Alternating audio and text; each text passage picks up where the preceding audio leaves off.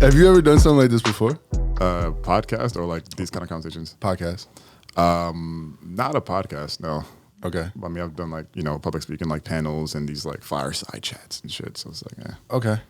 yeah. Okay. So public speaking, like you're an expert now. That's what you're saying. I want to say expert. Ever since that Binghamton speech, was it Binghamton? Well, as being what? The commencement speech? Yeah. People are people? Yeah. The classic? Yeah, classic. Remember, It's the classic, right? Yo, I'm telling you, son, the first black intellect, like, stop playing with me, bro. Nah, but I mean, it was back from, remember, like Red Stage days. We used to like talk and practice on the train and shit. Yeah. What do you mean? Who? That's how I got good at public speaking. Who used to talk and practice? Nigga, me. With who? With people on the, what? With people on the train? Yeah. Do you not know the story? Nah. Bullshit, bro. Yeah, nah. Oh, shit. I mean, all right, boom. Like, I was, I'm like super introspect. I was super like introverted, right? So I was at Red Stage. I would get lunch with the CEOs every now and again. So, I had this like vision, this ambition, this whatever. Yeah. And there were some days that I realized I was like, yo, the person that I want to become, right, doesn't act like this, right? He's not afraid to go in a room and command the room. He's not afraid to speak to people in X, Y, Z, right? But I was still like very afraid of doing that. I still, it was like social pressure, social conscious, like whatever you want to call it. So for like 6 months, I like did this like boot camp where day in and day out, twice a day, going to and from work, I would go on the trains and like practice a thing. Like, good morning, ladies and gentlemen, my name is Tremayne Stewart, da-da-da-da-da. And I used to like practice that shit. You really did? No. Oh, damn. Who told you to do this? It's just like, you were just like, it was like I want to do this thing. The best way I see to practice is by doing this thing. And it wasn't like I just jumped in. I was like lit with it, right? The first time I did it, I was getting off at Roosevelt Ave off the east so I could switch over to something else, I think the 7 or something like that. And I like waited, like the doors open, you're not at Roosevelt Ave, and the doors opened. And I waited till like the last possible second, and I was just like, good morning, and I like jumped off the train because I was a little bitch, right? Like I was super afraid. Yeah, that makes a lot of sense. What does? Because I remember us being out in public, and I think I was like more shy back then, and you were just really mixy, you were just like, you might have even addressed a train car while we were together around that time, and I was just like.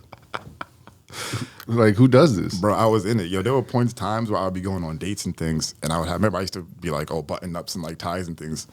And I used to go on a train with ties and be like, hey, excuse me, I have a date tonight. Which one do you guys think? Blue, red, black, white? And I'd go down. People were like, no, the blue one, because you did it in the red one. Bro, That's hilarious. I'm sure you also got, like, did you get a response every time, or did you like eat shit a few times? Like, oh no, you eat a lot of just shit. Like, you okay, yeah, all right.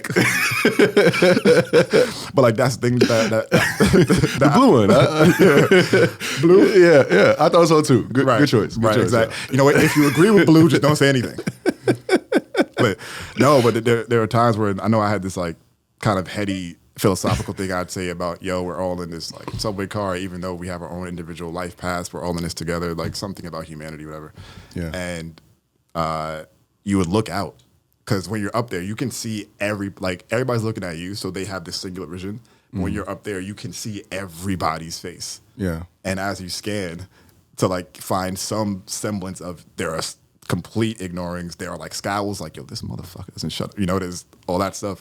But you find like the one or two people that are just like, and I made it all worth it. Nice. At the end of the day. Yeah. Nice. So I would do that, and also I would do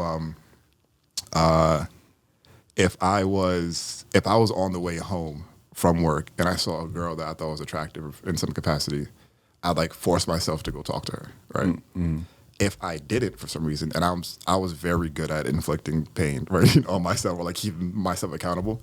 Yeah. So if I didn't, then I would have to get off the bus or the train at whatever stop I'm at and walk home from there. Mm. So I used to walk home miles and miles and miles, because I'm like, this next stop, I ain't talk to the girl.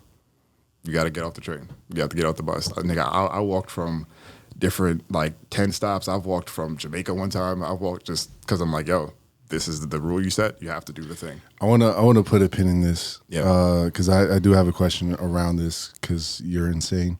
Yeah. Which is, I mean, just like last note around the time I was just like, Serge, you got to be on this. I was really pushing you because I was like, yeah, this shit is hard, but Yeah. it'll live. Yeah. What you know So I want to, because I'm trying to get better about intros in general. Oh, nice. So I just want to go through like all of your titles, right? All your current titles, and I'm sure I'm gonna like miss some. So I'm gonna like start, and you can like tell me if I'm right. Yeah, sure. And current, what? Just start with Bodman, right? You just gotta make sure. Bodman, okay.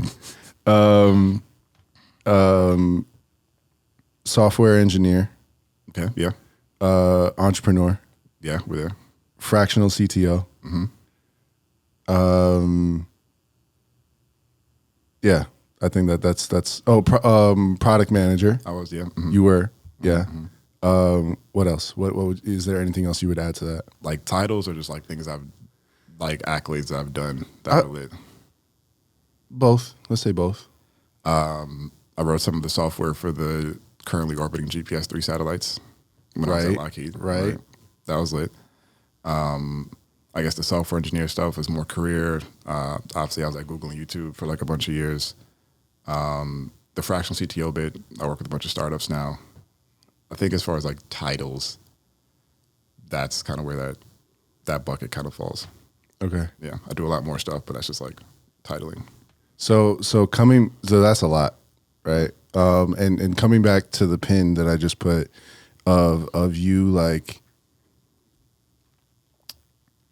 giving yourself, or like being so disciplined, and giving yourself,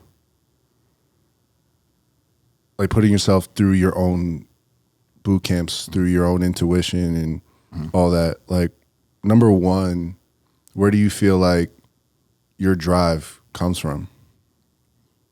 That is interesting. In general, like you're someone who, for anyone listening, I've known you since you were A youth. yeah, like what, 3-4 years old, technically. Yeah, facts. Even though there was a long gap where we we're doing different things and living life. So I have a reference of like somewhat from the outside of like what your family life has been like, and just kind of who you are in comparison to your siblings and all that. And you definitely seem the most insane in terms of just like work ethic and just like goals and dreams and just kind of like sky's the limit mentality. So yeah, where do you think that comes from? As the especially like, does it have anything to do with being the middle child? Like, what do you attribute that to? I think that what you said just now is also pretty true, especially the last thing that you prescribed there. It's a culmination of a lot of different things. One, there is this like middle child thing, right? Where you're not the firstborn, so you're not the pride and joy, you're not the last, you're not the baby. And what that then creates is a space of, some people call it neglect or whatever you call it. And people take that, some people take it and they like shrink into it, right? I'm never heard, I don't get seen, whatever. Yeah. I took it and was like, oh, they show more attention to the first and the last because they needed more than I do. So I took it as a mark to be more independent, right? And then when that gets reinforced with things that are like, oh, they like don't come to your basketball games and X, Y, Z. So, oh no, it's like fine because I can self-soothe. I can do this. Let my will be done because I want to do this thing. I have to put what I need to do on my back because I'll be the one that has to actually see it through. So then you have that kind of happen, and then you tie that with, I think I'm generally a curious person, right? So it's like, oh, that's interesting. I'm going to go do that. And when you also, I'm also a heady person. Like before I graduated with engineering degrees, I was dual majoring engineering and philosophy, right? We've had numerous garage conversations just about concepts and a bunch of theory.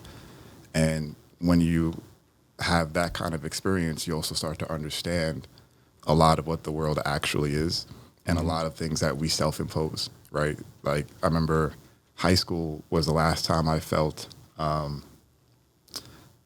the last time I felt shame or embarrassed was in high school, right? Because I really sat and meditated on the fact that anger happens when somebody does something to you, right? There's a lot of emotions that happen in response to other emotions that are impacted on you.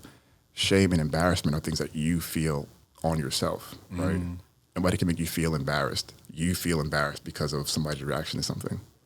So it was like, well, if I just don't, do that thing, then it no longer exists, right? And then you take that and you couple it with like, well, everybody wants to do stuff, but they feel like there's some social anxiety pressure against it, or people want to act out in certain ways, but they don't want to be, they don't want to break away from the pack and the mold.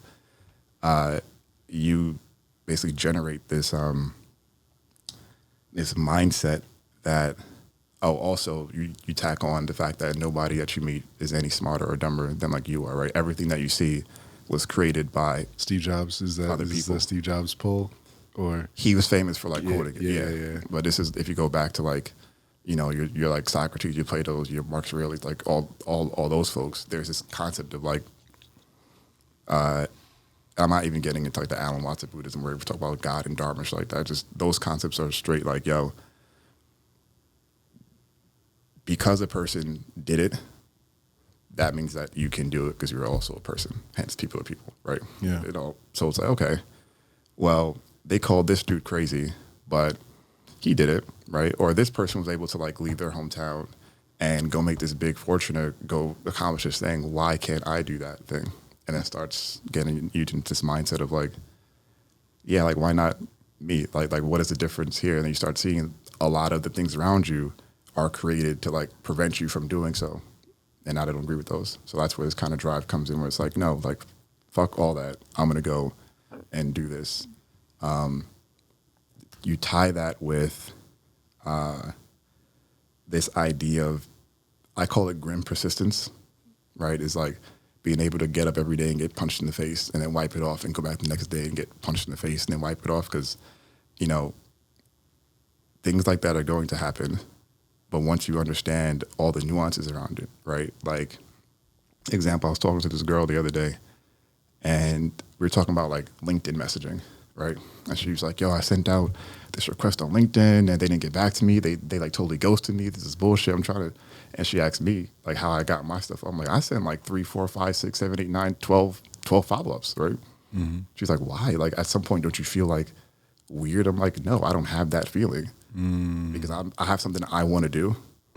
And my drive to do this thing outweighs my sense of embarrassment or outweighs my sense of like shame or outweighs my sense of like, oh, I'm ODing here. And then you also allow the other person to exist in the same way you allow yourself to exist, where I can say, you know what, I'm going to the gym today, right? And then not because I'm tired or whatever, and like give myself that grace, right? Just think about how many times you get a message from somebody completely random and you don't respond to it. That person is having the same experience. So you give them the same grace you give yourself, and then a lot of shit makes sense. I know I kind of jumped point to point. Yeah, no. Do you feel like the first generation American also plays into it? I feel like there's so many things that have had to happen. I mean, personally, I feel like even though you're younger than me, you were ahead in your drive and your vision, work ethic, all that. And I feel like in just overall maturity, you know what I'm saying? And I feel like I have been ramping up over the past few years into that space of just like working and having the vision, working on the vision, visualizing, being intentional about being more disciplined, all these things. I'm not up to boot camp level yet, so still have to catch up to you with that. Core mode. Man. And so many things I think like have had to happen just for me to even already be in this position. There's so many advantages. I mean, there is that like first generation American, like you got to do something, and normally the pressure is to do something stable. You and I have mean, you're different in that route where you've like gone the stable route and now like have been like, okay, I've gotten what I assume like I've gotten what I can get from this for now, and I'm gonna go do my own thing. But also like some things that I'm always appreciative of sports and the role that played in my life too, and the discipline that brings, the work ethic, and like just the base and foundation that you have, like where you know like you've put in so much work before, like 2 days or being in the weight room, just like pushing yourself and pushing yourself and pushing yourself beyond the point of which you think you're even capable, and continuing to like just go off adrenaline and excel. Like that stuff happens in games, in practice. And I think it's like just foundationally like a point to pull from. So like with all those things you mentioned, what I'm getting is that it's no like one or two things. I think it's like an entire recipe, like an entire pot that, just you put the right things together, right pieces together. But also like Tremayne played soccer. I mean, not Tremayne. Tariq played soccer. Like I'm assuming Tristan played ball too. He's more like a track dude. Okay, but y'all all played sports and stuff. Yeah. And I'm not trying to compare, or like we're all individuals. Yeah. And it's totally fine to just like to have the stable job, to go that route, to like to not have goals and dreams that other people feel like are insane to have. So yeah, do you feel like what are some other things that I got you? Yeah. So you said a lot of things there, and I have them all cataloged in my head, so I'll go back through it chronologically. Right. The first point, yes, being like first gen immigrant, that whole story does play like a big role, right? Because one, it's a lot of what you're taught, right? Yo, we ain't come to this country if you, and it's like, okay, bro, like, I'm sorry I got a B. Yeah. And I literally cried on my way home from school one day because I got an 85 on a test. Yo. And my friends are like, why are you crying? I'm like, my dad's gonna kill me. Serge, there was a time, and I'll never forget this moment, right? I had an exam in high school, and I got a 92 on the exam, right? Everybody else got like a 70. You know how there's the curve? Yeah. Like the teacher couldn't curve it because like, yo, he did good. Everybody was pissed at me, pissed. But I get home, I'm like, yo, I got this 92 on this exam. It was the highest grade in the class by far, greatest. Da, da, da. And my dad looked at me and was like, well, I'm to the other 8 points. And I was like, sick.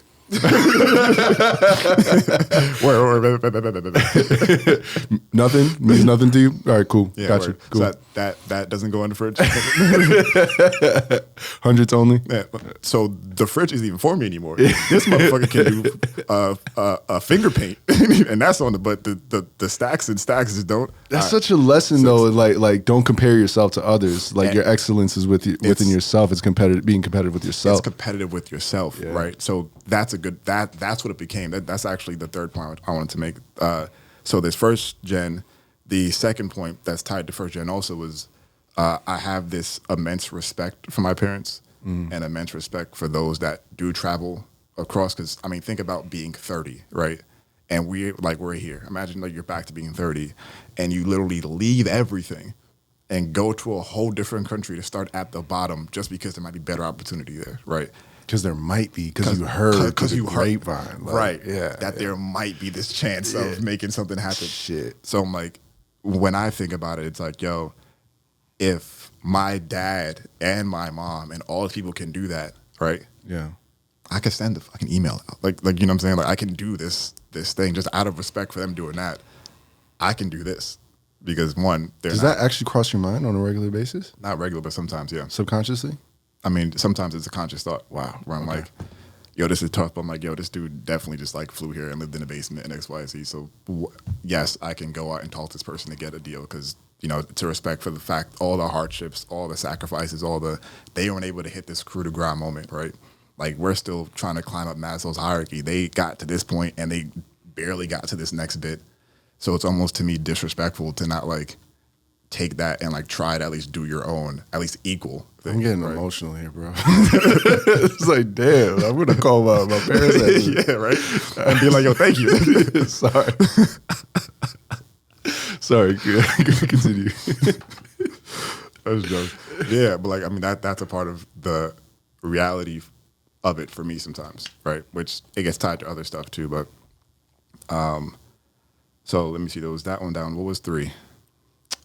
Sports.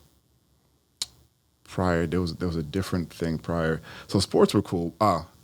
Tied to what my personality became, especially being like younger and into like the little tech stuff and trying to build robots and stuff when I was like 3, 4 and taking things apart. I am an intensely curious person. Like, I can't help it. I don't want to help it.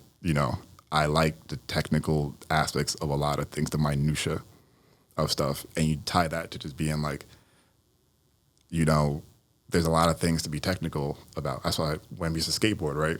I used to like sit there for hours. Like, if you move your foot 1 inch up, the board does this. You move your foot 1 inch back, it does this. That's how my brain kind of ticks. Mm-hmm. And I'll then put action behind it. It doesn't end in curiosity. It ends in like the action. I mean, I'm into wine, right? Over the years, I'm now like first level sommelier. Okay. Right. And I'm in the class of people and people are like, yeah, I don't like own a restaurant. I've been in business for X, Y, Z. Like, what about you? I just don't know how to not OD, stuff. I'm just extra. Yeah. So I think there's that bit of just general curiosity, right? That then expands out into things like sports. It expands out things like skating, where like I like ball because it's technical, right? I don't have that like rah kill the other team spirit. I don't have that. Right? I don't really care. If we're playing ball and that dude crosses you, I'm gonna dap him up because that was a good move. People used to hate that. Trey's not on your team. You got crossed. Come back and do better. Like, it's just he outskilled you, bro. Focus on the skill. Focus on the actual intricacies of it. And then you'll be able to be like good. If you need to like envision them as like slapping your mom to get the rah-rah because you need the rah-rah, then sure. But in real life, it's like, do you actually care enough about the game or care enough about the intricacies of it to like push yourself through? So for me, there's the first gen stuff that gets tied into it. There's this respect for parents that gets tied into it. There's this immense curiosity that gets tied into it. And a thing that I don't think you even know, which is going to be interesting, but the main reason I actually fully decided to like leave this like corporate structure world was I was sitting in my apartment in Oakland and I was with one of my friends and we were having like a really deep conversation and I like broke down and like cried, right?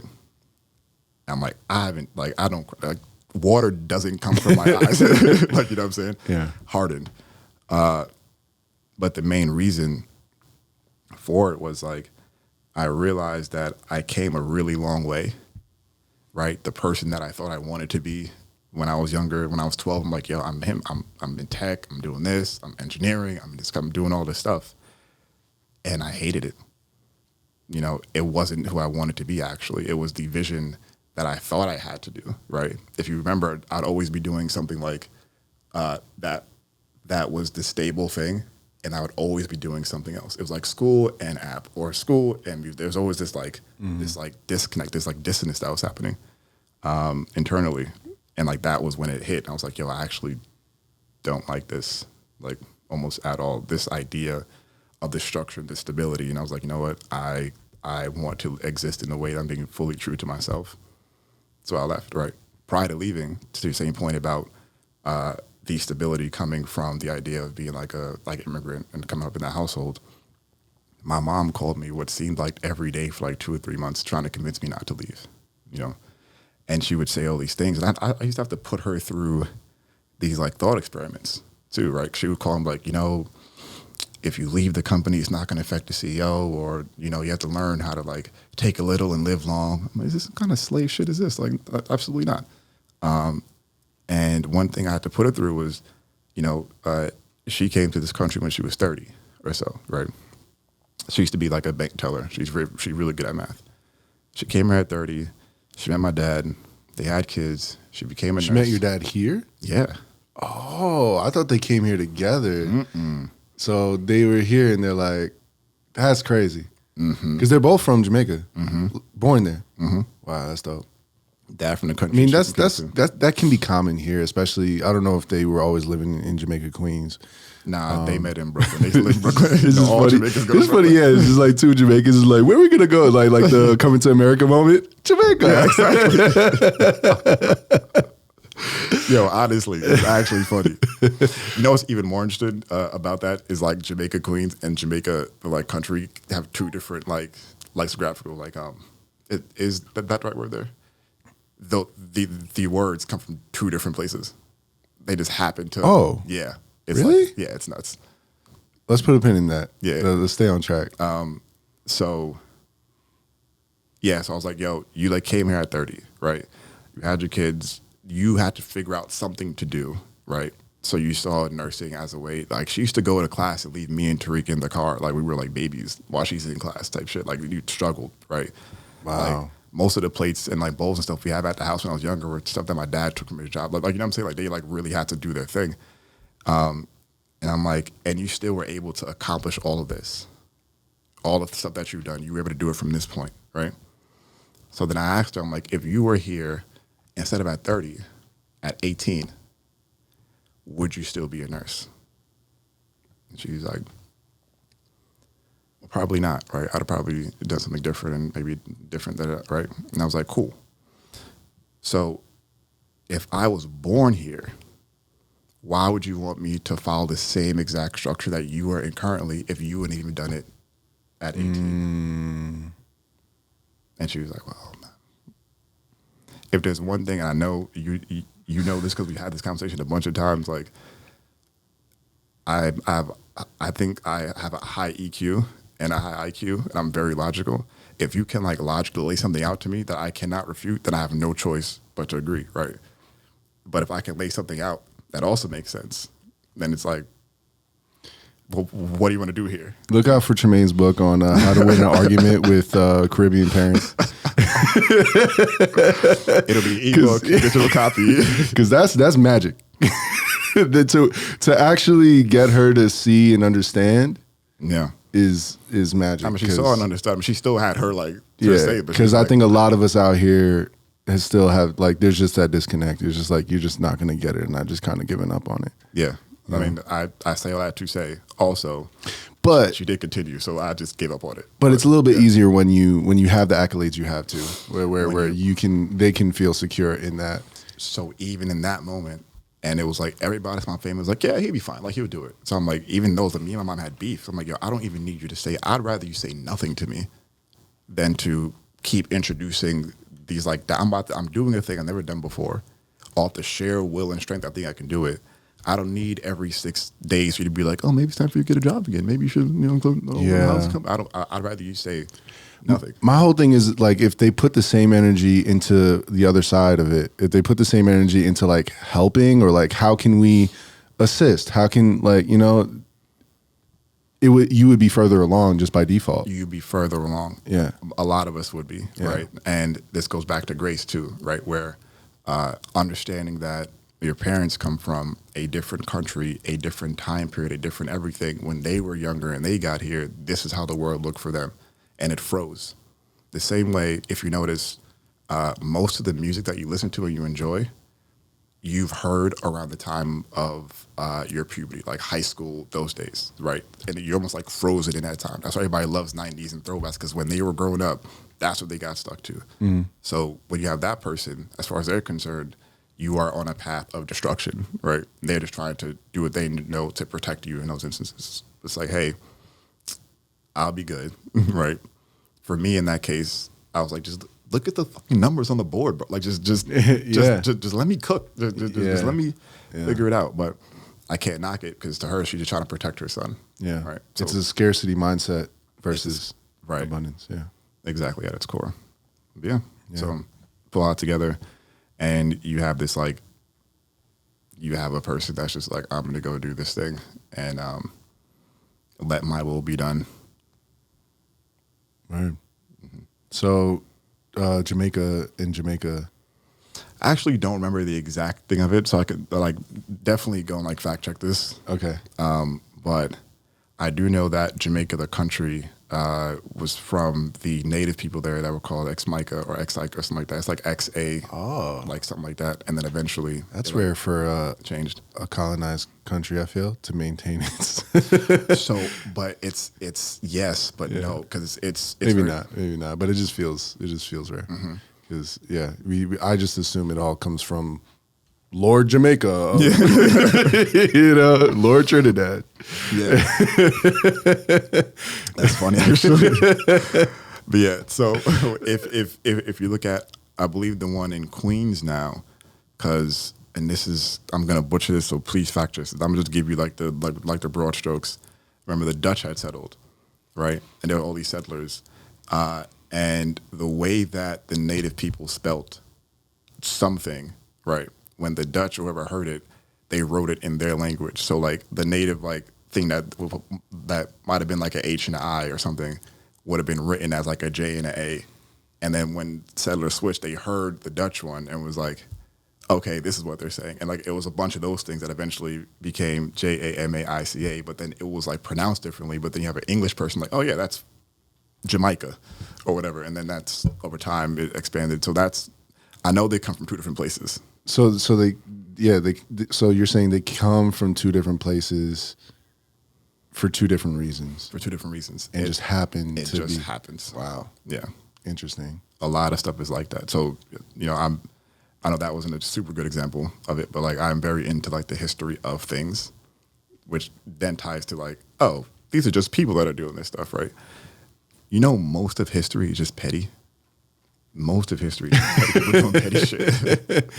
Things that we're like, oh, this was this moment because, obviously if you want to tell a certain story, you then enlist in propaganda and all these things to make the story.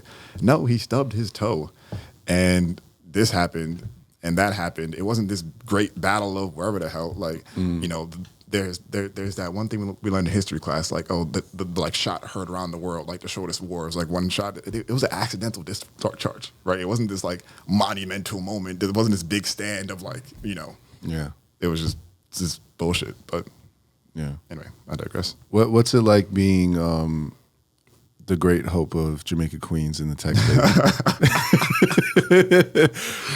Yeah, for a minute, I felt like Bumpy Johnson coming back in. I feel like there's not too many. Like there's probably people just it's 2024. There's got to be people who are doing tech in our area, but you do it a little different, I think, than most. And I feel like, I think there are a lot of new tech niggas, which I also have a very like feigning respect for personally, but that's for my own reasons. I'm an old head in like some cases. But I think back when it was more like our clip, our generation, our whatever, it was a thing where like I became that person. It was like, I'm the Google friend, I'm the tech friend. Yeah. There are people that don't even know my name. They just call me Mr. Google. It's fucking weird, Yeah. But like you personify this thing, which on one hand is cool because like, oh, this is the community I come from. I can give back. It's love. It's all whatever. But on the other side, it becomes this super impersonal interaction where it's like you don't even know shit about me. You don't really care anything about me. You don't. It's more about this thing that you're attributing to me, and you're casting that as my entire identity. You know what I mean? Mm-hmm. And that's its own kind of mindfuck in and of itself. Like, I do have a name, and that people call me. You don't have to refer to me in this. I do also, like, drink and make bad drinks sometimes. And I'm not saying I'm this, like, Kanye-type godly figure, whatever, but you notice things. Example, I had a friend in college when I was doing my master's program, and we're up in Binghamton, and we used to like hop in my little car and go party at Syracuse and Cornell. We used to like sneak liquor into parties in water bottles. Like as you should. That's part of the experience. Yeah. You know what I mean? And like we used to be drunk conversations, like real deep, and it was like that. And then I don't know if you remember, one day I was driving down from SF to Joshua Tree, and I set up like my account, like, oh, if you're gonna talk, just like, book some time and we can like have a conversation. And the dude booked time on the thing. And I was like, yo, what's up, bro? He's like, yeah, yo, thanks for your time, Mr. Stewart. Da-da-da. I'm like, Nick, what the fuck are you doing? Like, I'm like, yo, like it's me, but like what's happening? Yeah. Oh, I was wondering what you think about this, and then I'm like, well, why are you like, hierarching this in like such this way where, as far as I'm concerned, we're boys. Like, you have my number, you can just text me, like, yo, let me holler at you. Yeah. But it's a thing that I'm still trying to reconcile sometimes too. But also that just shows, I think people exist in the spaces that they want to exist in. I stopped hierarchying people back at Red Stage, where I'm like, y'all are just this, you're just older. There's no difference really in how we interact with the world. The same bullshit y'all are going through at 35. When I was 20, I'm like, my friends were going through the same bullshit here, and they're 21, 22. So I'm like, we're all like the same in this case. Yeah, there's some like respect that can be given if you like don't know a person, and you're just trying to come in like, hey, thanks for the time, XYZ. But if we've been like outside pissing drunk together, like, that's just, it was a weird experience. Yeah. Anyway, yeah, I was rambling and I digressed. No. You kind of break through glass walls and glass ceilings, like with a certain amount of grace from the outside looking in. Like a lot of people, I don't know if you ever think about this. I'm sure a lot of people have applied to Google so many times and not gotten a yes. I think you went through the process twice, right? You got the first time was a lesson, and the second time is just like, all right, I know what to do. You can only get me once. Yeah.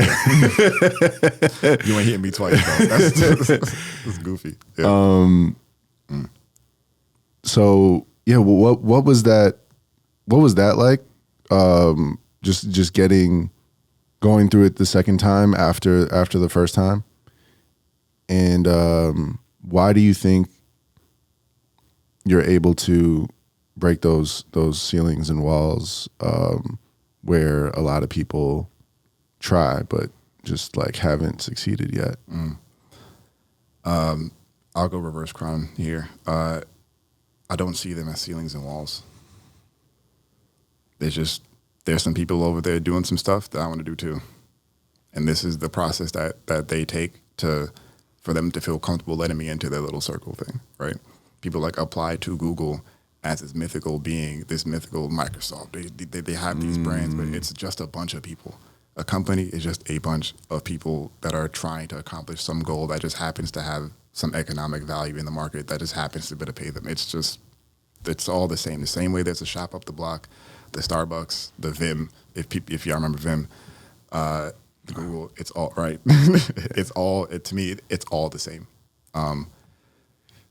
So do you think that they're, sorry to cut you off, do you think that they're, by putting this place on a pedestal, they're creating the distance? By putting the place, yes, you are creating the distance because you are now placing everybody that works at that company in hierarchy above yourself. Yeah, you're creating that proverbial wall. You are creating the wall. Wow. So the first time I like interviewed with them, they was like, nah, bro. I'm like, what? I'm lit. But then I realized like, and you know me at that point, I'm like a beast, but I didn't know how to explain it in a way that they were looking for because they like computer science people. I didn't really do computer science in the way that they did it, right? I just know my stuff from pure trade, from just building. I have a bunch of scrapes and bruises knowing how to build tech. I don't have the like, oh, well, in theory, if you did this mathematical, no, this doesn't work because this, because that, because this. So this sounds like a lesson. Like I want you to unpack that because this sounds like it can apply horizontally to other fields as well. I think it can apply to music. That when you try for something and you get that first no, how do you bounce back from it? And like, what do you learn and how do you then like readjust and approach? So like, could you unpack that on in terms of like the lesson the first time of them being you, like you just being kind of clear on like, oh, okay, this is why they said no. And then, because they're, how you get to that conclusion of they're computer science people and then how you, take that and then work towards the second go around where you actually like succeed? Okay. I think at a deeper note, I'm very confident in myself. And it doesn't come from like looking in the mirror and being like, you are special, you are great. For me, it comes from like blood, sweat, and tears. You know, it's like I cried and thought, yes, I had to drag myself through these things so I know what I'm capable of. And then when you hear back, oh, this might have been a rejection or whatever the case may be. I mean, even rejection is a weird concept, right? Because like, it's not a rejection. They're just saying that at this moment in time, this isn't like a proper fit for us. The same way if a girl is trying to holler at you and you're like, actually, I'm not really feeling that, right? There's nothing to do with them. It's just not the path that you want to go on. So people take rejections and they take it super negatively. They're just like, oh, because their identity is tied up into their work or into their perception of themselves being able to get this thing. When they don't get it, it not only takes a shot at them emotionally, it's really a shot at their own ego. And that's why they feel whatever. Ego is like, I know people say I have a big ego, but I don't care enough to have a big ego because it doesn't do you any real good. You can be confident. I don't think having a big ego is a bad thing. Like I think Dave Chappelle has a big ego. I think people who are great, I think LeBron James has a big ego. I don't see it in a negative context. I think you have to know you're the shit. Like when LeBron steps on that court, he has to know he's LeBron. Yeah. And like, y'all better fucking back the fuck up or it's going to be, y'all going to pay for it. You know? Right. I guess then to add a little bit more of that, it's like the ego that isn't backed by something, right? Because it's like, he's LeBron, and if you step up, he's gonna mix. Like, this is gonna happen because he's been mixing niggas since '98. Yeah.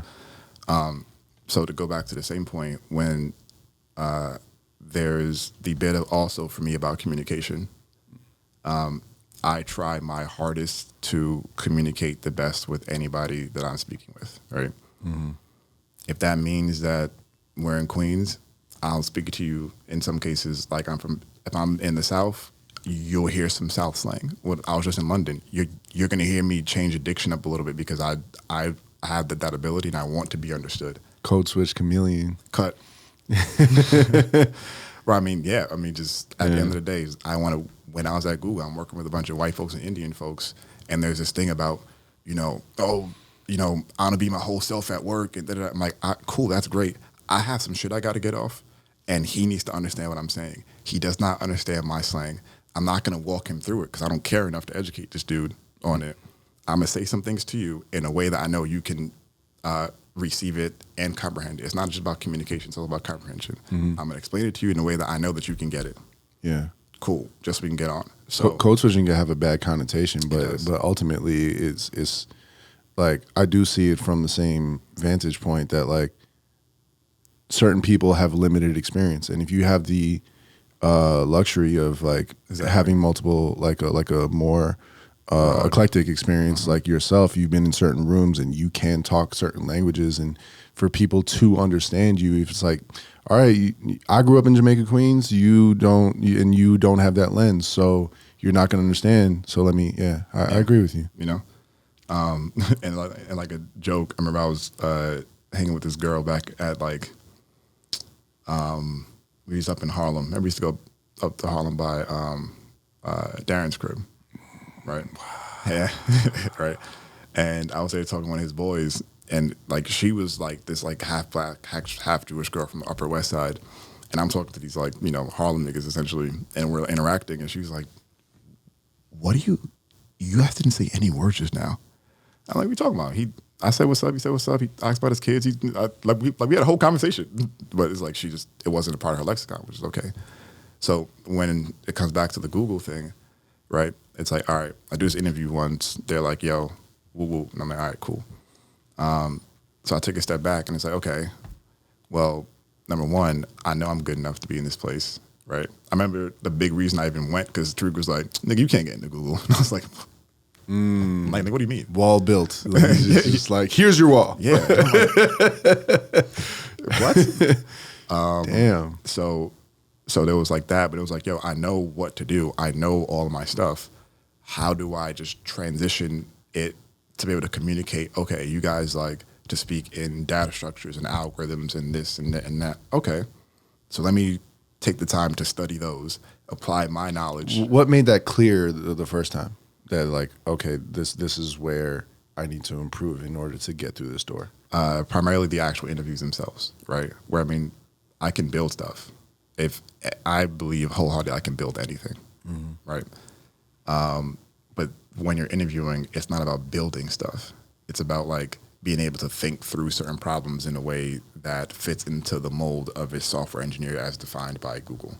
You know, so it's like, okay, I know that I can build this entire situation, but it's like, yeah, but can you theoretically step through the data types and structures? And, you know, it's very akin to saying that I am a, let's say, master craftsman and I can build furniture as an XYZ. And then I'm trying to go to this, like, you know, furniture firm and they're asking me to provide, you know, weight and stress analysis for the chairs. I'm like, I just know that if you don't, like, you know, support this, it's going to break out 200 pounds. I don't know that it's going to bend to 20 degrees when it stretches. Like, you know, like there's that level of it. I feel like there's an undertone of them like vetting you as a collaborator too. In a sense, I mean, so this is also true because as you know, after a while I started to then do the interviews and stuff. And there is a lot of that you're trying to get to. It's like, well, as we're going through this interview, one, do I want to work with you, right? Two, are you coachable? You know, three, are you able to actually express your ideas? That was actually one of my biggest issues for a very, very, very long time, is knowing what I'm talking about, but not knowing the right words. Even when I went to do engineering, I would be like, yo, plug this thing into that, and that, it would be there, and it would be good. And they'd be like, Tremayne, you need to plug the, like, oscilloscope into that. I'm like, dude, just plug the fucking thing in and let's go, bro. Yeah. But That's what teaching did for me. Like being a teaching artist, it just required me to like really double down and learn every single detail, because in order to teach it, I have to know it like in a way that I just didn't know things before in order to communicate it. And then you solidify your knowledge that way. Exactly. And it also allows you then to speak about it to multiple people. Like I was just out with the founder last night. She was trying to evaluate CTOs. I helped her evaluate hers. And I used to hear this a bunch. It's like, oh, you're like really personable for like a tech guy or like an engineer, or like whatever the case may be. And I'm like, well, one, ow, because it's like, you know, whatever. But two, it's like, you're not like them. It's like, yeah, well, it's not a knock on you. It's more a knock on other people. I mean, yeah. But I'm like, they're like, these guys are also pretty good. Yeah. I think the big piece of it though is like just the ability to take super complex ideas, and me knowing you. If you ever think about stuff, I explain things primarily in music, or primarily because I know that you know that very well, and I know it well enough to be able to translate whatever I'm trying to explain to you in that way. I'm talking to some other friends, you know medicine, I know enough about medicine to be like, yo, it's like if the doctor said this, or, you know, because there's that ability of one knowing your thing cold. But then it's like, if I was trying to communicate to you, right, to get hired or do a project with you, but I didn't know how to communicate with you, then we'd always be at a miss, because I'm talking to you in a language that you don't understand, and you're like listening in a language that I don't, you know, there's always gonna be like a miss there. Yeah. So it was, didn't get the gig the first time, went back. I'm like, one, you're not gonna get me twice. Let me actually just learn what it is that they needed me to learn and how to transition what I knew into a way that they'll be able to understand it. It's like that with that. It's been like that with like actually being on the job. It's been like that with like building companies and clients and it's sales, right? It's like, I can tell you about the features all day, but unless I can put it in a way that you understand the value, then what are we really doing? So you put less effort into like, you knew you had the skills. You put less effort into like, it wasn't like, oh, I'm not a good enough software engineer. It's just clear that like, I just need to get better at my communication skills around like the things I'm doing. Yeah. And one other thing there too is you will also, and I can put my entire life savings on this, you will never hear me self-deprecate, right? There's never a moment that I'm like, oh man, I'm so dumb for this. Oh man, that doesn't exist to me. Not even as a joke? No. Yeah. I can have self-deprecative humor, but I know what I'm doing and I know that I don't actually feel that way. I just like to clown myself a little bit every now and then. Yeah. Just for the ego check. I mean, I get that too. Yeah. For me, I'm like, words have immense meaning and immense power. And like the world itself is always telling you that you're not good enough. So I will never in my own cranium consciously tell myself that I'm not, that feels egregious to me. I had an ex that would do that a bunch. And I'm like, yo, like, it's all fun and jokes. But then when time comes and your mind thinks back to something, you're going to be like, Elliot, it's because you're stupid. Right. And you're going to have those notes in the back of your head all the time. That's why you never hear me say it. I try to stop people from saying it around me because I'm like, yo, just why would you do that to yourself? It seems almost like, it seems aggressive. All right. So, yeah. I'm gonna switch gears here. Switch it. You heard about Vybez Kartel? What about him? His case that he's like getting released. So apparently, they appealed the decision, and he's like, they're calling it a mistrial. I think because like one of the jurors offered bribes to other jurors like in the process of the trial. Okay. And I didn't even realize that he's been locked up since 2011. Yeah, it's been 13 years. Bro, it's been a minute. It hasn't felt like that because he was still releasing songs like years after, you know?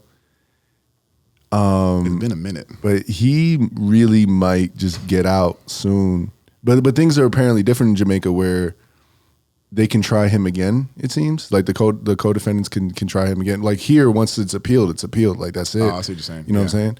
But yeah, I guess it's a little different in Jamaica where they have the option, if I'm understanding correctly, to try him again. But it's also a choice. They can also maybe be like, time served, and like, all right, you did 13 years. We feel, that's really up to them at this point if they want to go through the whole process again. Because that's another thing too. It's like it's going to cost them money probably, and how much of a lesson do you really want to hear? Yeah. And do you want to go through that again? You already went through it years ago. And no one wants to go to court. You go to court because you have to, because you're dragged there. Some people just want to see the world burn. Some people get off on it, man. That's true. Yeah. But courts are just an uncomfortable place, is what I'm saying. But I not know that. World Boss might be back, bro. I mean, did he leave though? Yeah. I mean, when's the last time he released a song? Outside, all right, K Tronada, there was that moment with K Tronada and Busta Rhymes. But outside of that, like, I think there's also something very important about that we're not touching on. It's like when Buju, right, came back and he dropped his like comeback album season. The world in which Vybez left is gone. Yeah. There's no Sting. There's no kicking Movado down on us. There's all the street parties aren't as prevalent. So it's, you introduce this person back into this entirely different space. I think that a lot of any love or grace is because he's been solidified in this legend. Right. Legend. But the legends need to stay where they're legendary. When they come back, you then introduce yourself to being like rejudged off your new. If he goes to drop a track, right, everything is gonna fucking stop. The first track that Vybez dropped since he was out of fucking jail. Yeah. There's gonna be such an immense expectation that I don't think you'll ever be able to hit it, and that's gonna tarnish. I disagree with that. I disagree because especially like I feel like Vybez' formula, and dance hall more than I do, right? Just for clarity, like I love dance hall. I'm more of an OG dance hall fan, like Ska and them things, like Barrington Levy, sure, Shaba, and all that. Sanchez. Yeah, Sanchez. Yeah. But Vybez just seem very prolific. He just seems like he's more of like a volume kind of. I'm gonna flood the market. Yeah. With as many tracks, and one of them's gonna hit, or in a bunch hit, right? Right. So I think since that is who he is, that's all he has to really do again. Like the first track. Cool, yeah. It's like, people like feel a way about it, maybe. But let's say he releases another track like 2 days later, and then another track like 3. He could just do that. You know what it's like? It's like the mixtape Weezy era, right? Yeah, where he was flooding, he was whatever. Mixtape Weezy can't exist now just because the friction that used to be there to create a song and get it out has dropped to basically zero, right? So it's like people aren't running to hear new tracks. They come out and they get into your lexicon. They get into your spirit somehow. But it's not like, oh shit, Wayne about to drop it. All that hype is kind of like off and gone. So if you have a person, and this is all speculation, I'm just like playing, the like other side here.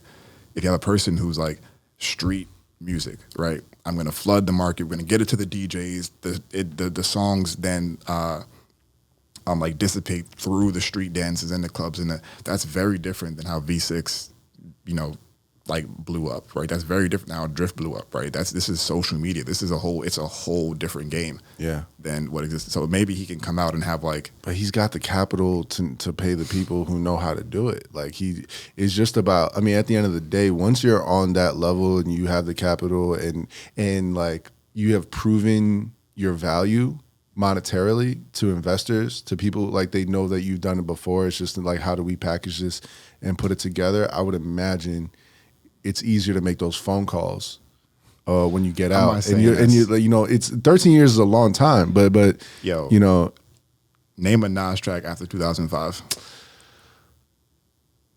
I mean, by year, it's hard for me. I mean, Life is Good was a good album, Nas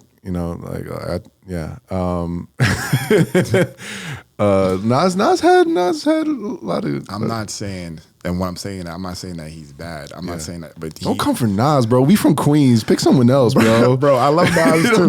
Make me look bad on camera. I gotta edit this out and shit. Nah, I'll leave it in. I think all I'm saying is like when these people were massively prolific, the time that they came up in was their music, their distribution, their formula was fit around a certain space, and they can get to this point of like hip hop or dancehall legendary. Like that's for sure. Like you can never take shit from Nas because they were early on. A lot of new artists stand on their backs to XYZ. But when that then gets introduced back into the current scope of things, it gets different. I think Drake had a bar like this, right? They take the greats from the past in Paris. I think it was something about trying to think through whether they would survive in this new era. Right, it's like if you bring Jordan, crazy Jordan, young Jordan, into today's ball league, is he still cooking the way he was cooking? Mm-hmm. You know what I'm saying? But I don't think dance hall, the sound has changed too much from when Vybez left. I think it changed drastically. I don't think so. I mean, there's definitely more of a influence of trap, I think. Mm-hmm. in the sounds that he use, 808s and like the types of snares and stuff, and drill too. Mm-hmm. There's a lot of that too. But Vybez would kill over drill. I just feel like Vybez' style would totally work over today's beats. I mean, it could. I don't think, and the way he flows, like I could see an easy transition for him to come back. To me, I mean, for you, it's just interesting that you're like giving so much pushback on a potential comeback, because I look like world boss, he had such a stronghold on dancehall. Like it feels like it's like almost like a god like of dancehall is now like the he was chained, shackled or whatever in like a Greek mythology kind of way, and now he's like being released back out and he's like, I'm here. That could also be the case, right? This is pure speculation for me, but that could also be the case. What could also exist on the other side is what we pointed to earlier, right? When World Boss was dropping all of his music, right? You're saying he'll be lit. He might be lit to us too, right? Mm-hmm.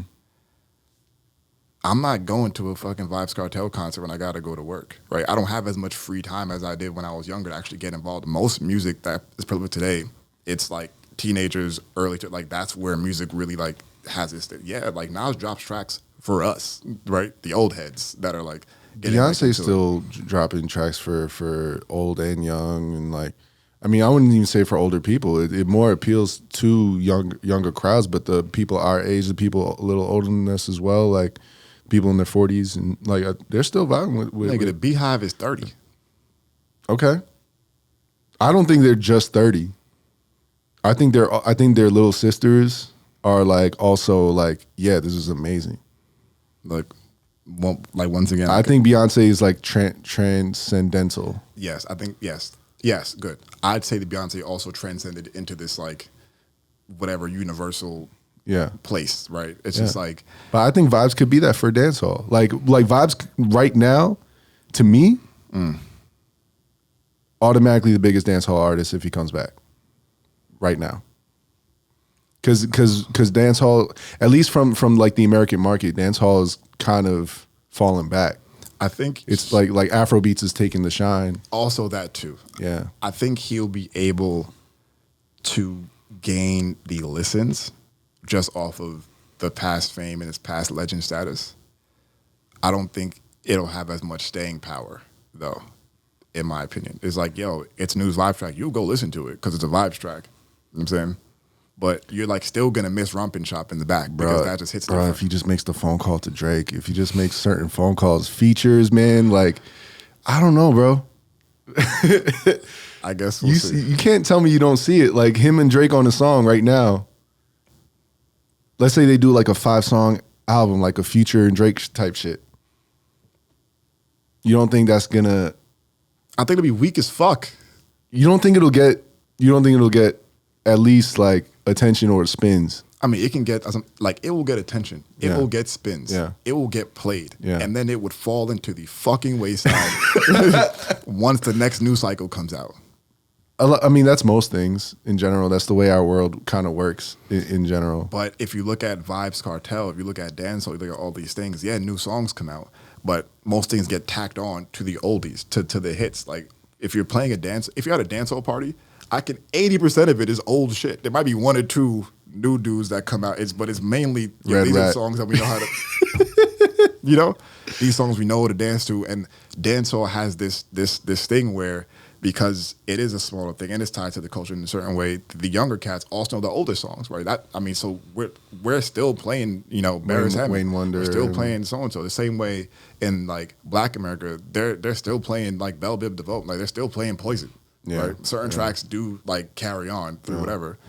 But I think in the grand scheme, if you're dropping these tracks again, it's the first time, yo, it's that new Vybez Kartel. Cool.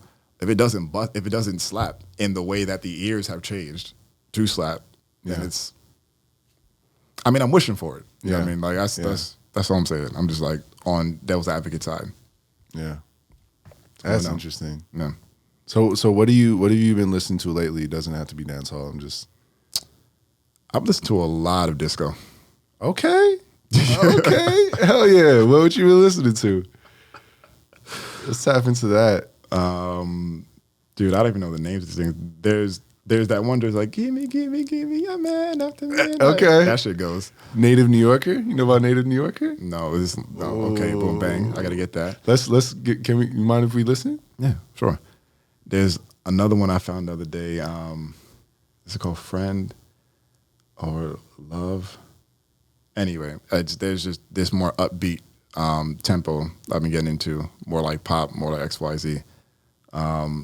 I've realized I've been intentional about how much music actually affects you.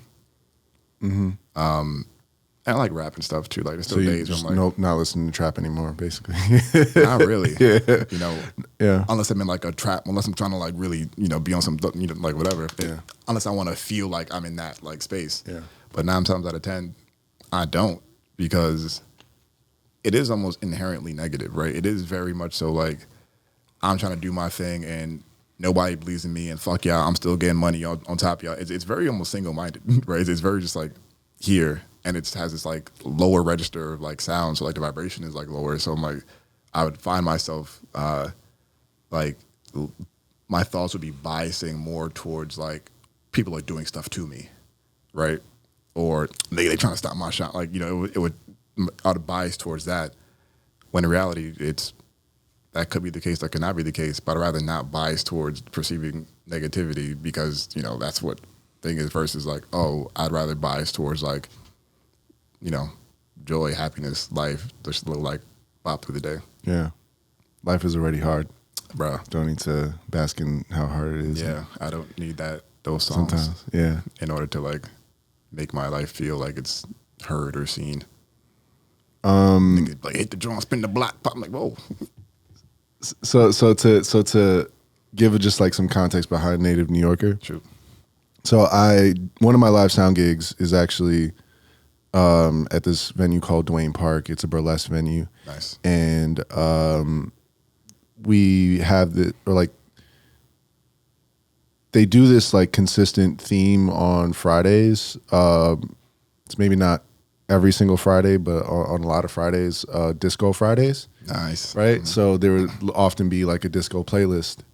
And I if you want some good disco, I definitely have I'm sure I could put you on to a bunch. Please. And always down to Trey too, because I do think disco is one of the highest forms of music. It's such a yeah. It in terms of like I feel like music from the 60s and 70s, like the 60s going into the 70s with like all, you know, the Jimi Hendrixes and the Carlos Santanas and like, you know, spaces in rock music.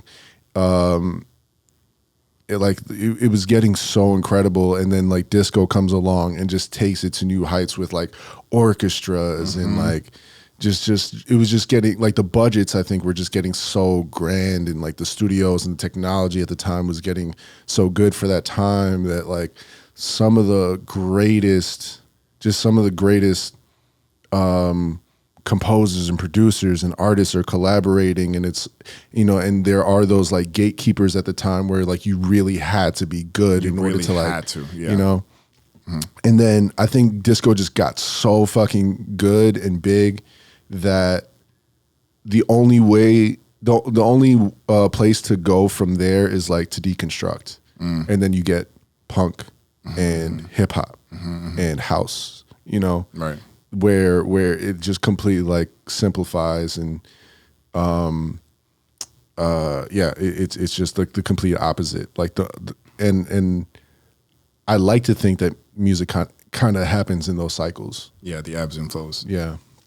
But Native New Yorker is something that I think I was introduced to on the playlist at Dwayne Park, and speaks to me, just like puts my heart in a good place when I was like, right, you'll hear it, and hopefully you feel the same. But let's dive in. Let's listen. Okay.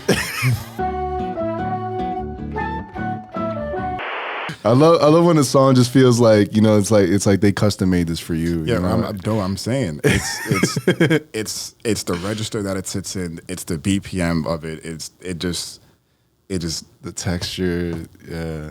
The complexity, but also the simplicity of it. Just the emphasis on instrumentation, but The synchronicity of it all. You know what I'm saying? Yeah. Emphasis on instrumentation, but also emphasis on like vocality. It's just a good body of work, man. Yeah. Well, what disco track stands out to you? I mean, I'd have to get my phone to like really put it on, but Okay. I mean, I can send it to you afterwards. Okay. Word. Yeah, disco. Yeah, disco's the vibe. Yeah, so I mean, that's what obviously still do like dancehall and stuff every now and again, like rap, you know, Thug, Drake, you know, Cole, like all these things. You heard about the Kendrick diss? So I was just gonna bring that up. I haven't heard it yet, but I've also noticed that I can't really listen to Kendrick anymore. That's a hot take. Even the old stuff, it comes on, I'm just like, I just don't want to hear it. Wow. Yeah, I'm not too fully sure why, but anytime, I mean, you know, even like things like Poetic Justice or like when it comes on, I'm just like, eh. Wow. Or Money Trees or whatever the song is called. Money Trees is so good. So like, it's like they're good. Maybe I just like overplay them or something that, you know, I think it exists in this certain place for me still, as far as like the register and like I don't know. I mean, I can even get into like Black Skinheads by like Kanye, and like that still exists in a more avant-garde place of art. But when I get back into like Kendrick stuff, I'm just like, it feels like too much all the time. You know, especially his newer things where it's like, I mean, he's had more dialed down. Like Ya is more chill in terms of like, dude, I don't what know. he's doing over the track. He's not like super I'll try to out rap you on that one, or Poor Man's Dreams, Section 80 type shit. But I mean, I'm not trying to convince you either. Yeah. I mean, that happens sometimes. Yeah, it's not to say that in a year or 2 or 5 years or whenever it is that you won't come back to it. It's just I think like that's where what you're it at is. right now. It's like that. It's like back. Remember when XV? Oh man, Yeah, right. I'm like this. I be on that, and then after a Yeah. while, it was like, oh, actually, you just don't resonate with this as much as I did. So it was hard for me to listen to. Like after a certain point, because Yeah. like I was not in that point in life where it just didn't hit. I was like, okay, it's not that it's bad. Like I can still respect it being good. It's just that like, felt more it's good. personal. That felt more like it was like a part of yourself that you would no longer, like you had kind of killed, and that like with XV died along with that in your mind. Oh, that's interesting. Yeah, that one I would agree with. Yeah. That's a very good call out because he existed to me as the artist that would speak to the person I was prior to doing this whole train situation. So when it came out of that, I'm like, I actually don't want to resonate with like being shy and not talking to girls, and I don't want to resonate with like being at home on my computer playing games because the world is. I'm trying to be in this new space. That's a good call out. How did you get into rapping? And I get into rapping. Just yeah. That's a good question. Yeah, and when's the last time you rapped? Like at all. Yeah, freestyled or recorded? Because I know you were also like recording just as a hobby for a bit. Yeah, just for the fuck of it. Yeah. Reverse chronological. Last time, I think I was in LA, maybe like a month or 2 ago. Freestyling or Yeah. Okay. Yeah, I was with this girl and we were driving, and she was like, "You can't rap." I'm like, "Yo, I'm really good at this." She's like, "No, you're not." I'm like, "Whatever, Trey. I'm in LA. I hear shit all the time." I'm like, "Okay, whatever." So we drive and put the beat on, and she's like, "Holy fuck!" I'm like, "Yeah." I'm like, You still got it? "Yeah, bro." That's crazy. Bro, I can still hit my little. I'm not as. I'm like still as quick. I can still make references. I'm not as quick to like get into it as I was prior. Okay. But once the flow hits, but I think it goes back to the way it started. As I used to stutter like crazy or like really really bad, and I used to hate it so much, not because of the stutter, but because people's reactions to it, where one, they look at you like you're like special needs, right? Two, they'd always prescribe some reason. Oh yeah, it's because you're just your like mouth is moving faster than like some bullshit, right? Your like brain is moving faster than your mouth. Like if my brain was going faster than my mouth, then I wouldn't be stuck. I'd be speaking faster. Like shit that didn't make sense. For me, it was for some reason whatever got switched up at certain points in times. I just can't make certain sounds. I don't know what that is. So I can say the blue ball. Or like blue, blue, blue, blue, blue, and then I'd be like, "Oh, that's green, that's blue, blue," and it just wouldn't be able to hit that next day. When did you first have a when did the stutter first appear in your life? As far back as you can remember, Yeah. Right? Because I think I even remember back when I used to know you when you were running around in your undershirt. I was just thinking today about like the term wife beater. It's like why? Like I really have to look into why we call it the wife beater. I thought it came from trailer trash white dudes that was the shirt that they would have on. But there was a lot of domestic. Yeah, which is wild, and that it's just such a generally accepted term in general. But a lot of shit is like that. yeah, but yeah. I think I even remember it back then, like being existent. So this was something you like since you learned how to speak, like it was present. It sounds like, and would you say like rapping like was almost like a speech therapy kind of thing? Very interesting. Yeah, because I do think it was like during that period, like after that time, like I feel like I noticed it just getting better through us like recording, and I don't know if it just like attributes to that. And there's still times now where like it almost seems like completely gone, but there's times where I still like just because I know you, I don't think other people can tell, but where you might get like stuck on a S for a long, you kind of sound it out for a longer period of time. It's funny because I mean, people nowadays, I tell them this, and they're like, "Dude, no way! Like, you've never ever." I'm like, I used to not be able to speak to people, or I stopped talking because it was so bad. Yeah. But like I was saying, like prior, when I get to the BL, what I ended up doing a lot was, all right, if I know that I can't make this sound right now, I have to switch to a different word that I can say that means the same thing in real time. Oh. So I got really good at azul or like sky blue, or once I feel it, I'd like switch to a different word. That's got to help your rap skills too. I mean, that's why I'm so good at freestyling. Yeah. Wow. Because I'm like, oh yeah, like I'm already like 4 or 5 words ahead. Yeah. So I'm like, yeah, this is easy because I know how to switch and pull things and references to move in that capacity. So when I'm like speaking, there are a lot of times I still feel it. Yeah. But it's like, oh yeah, like there are a lot of times like if that happens, right? Say I'm trying to say feel. Yeah. A lot of times I still sense it, right? Like just now I started the F, but I switched it to the S in that little, so like that happens. Yeah. Still. Not as much now. Yeah. But yeah. And it's like, okay, cool. But I can still switch and it's subconscious at this point. Wow. So when it comes to rapping, it's like, oh yeah. And it's going back to it, it's technical, right? Like, are you coming in on the one or the or the and? Are you dropping here? Or you remember when I used to rap, I used to always come in on the end or like the You're like, oh, you're off. I'm not off. I'm purposely going to here so I can end Sometimes here. you were off though. I was not off. We were always off. We were always off.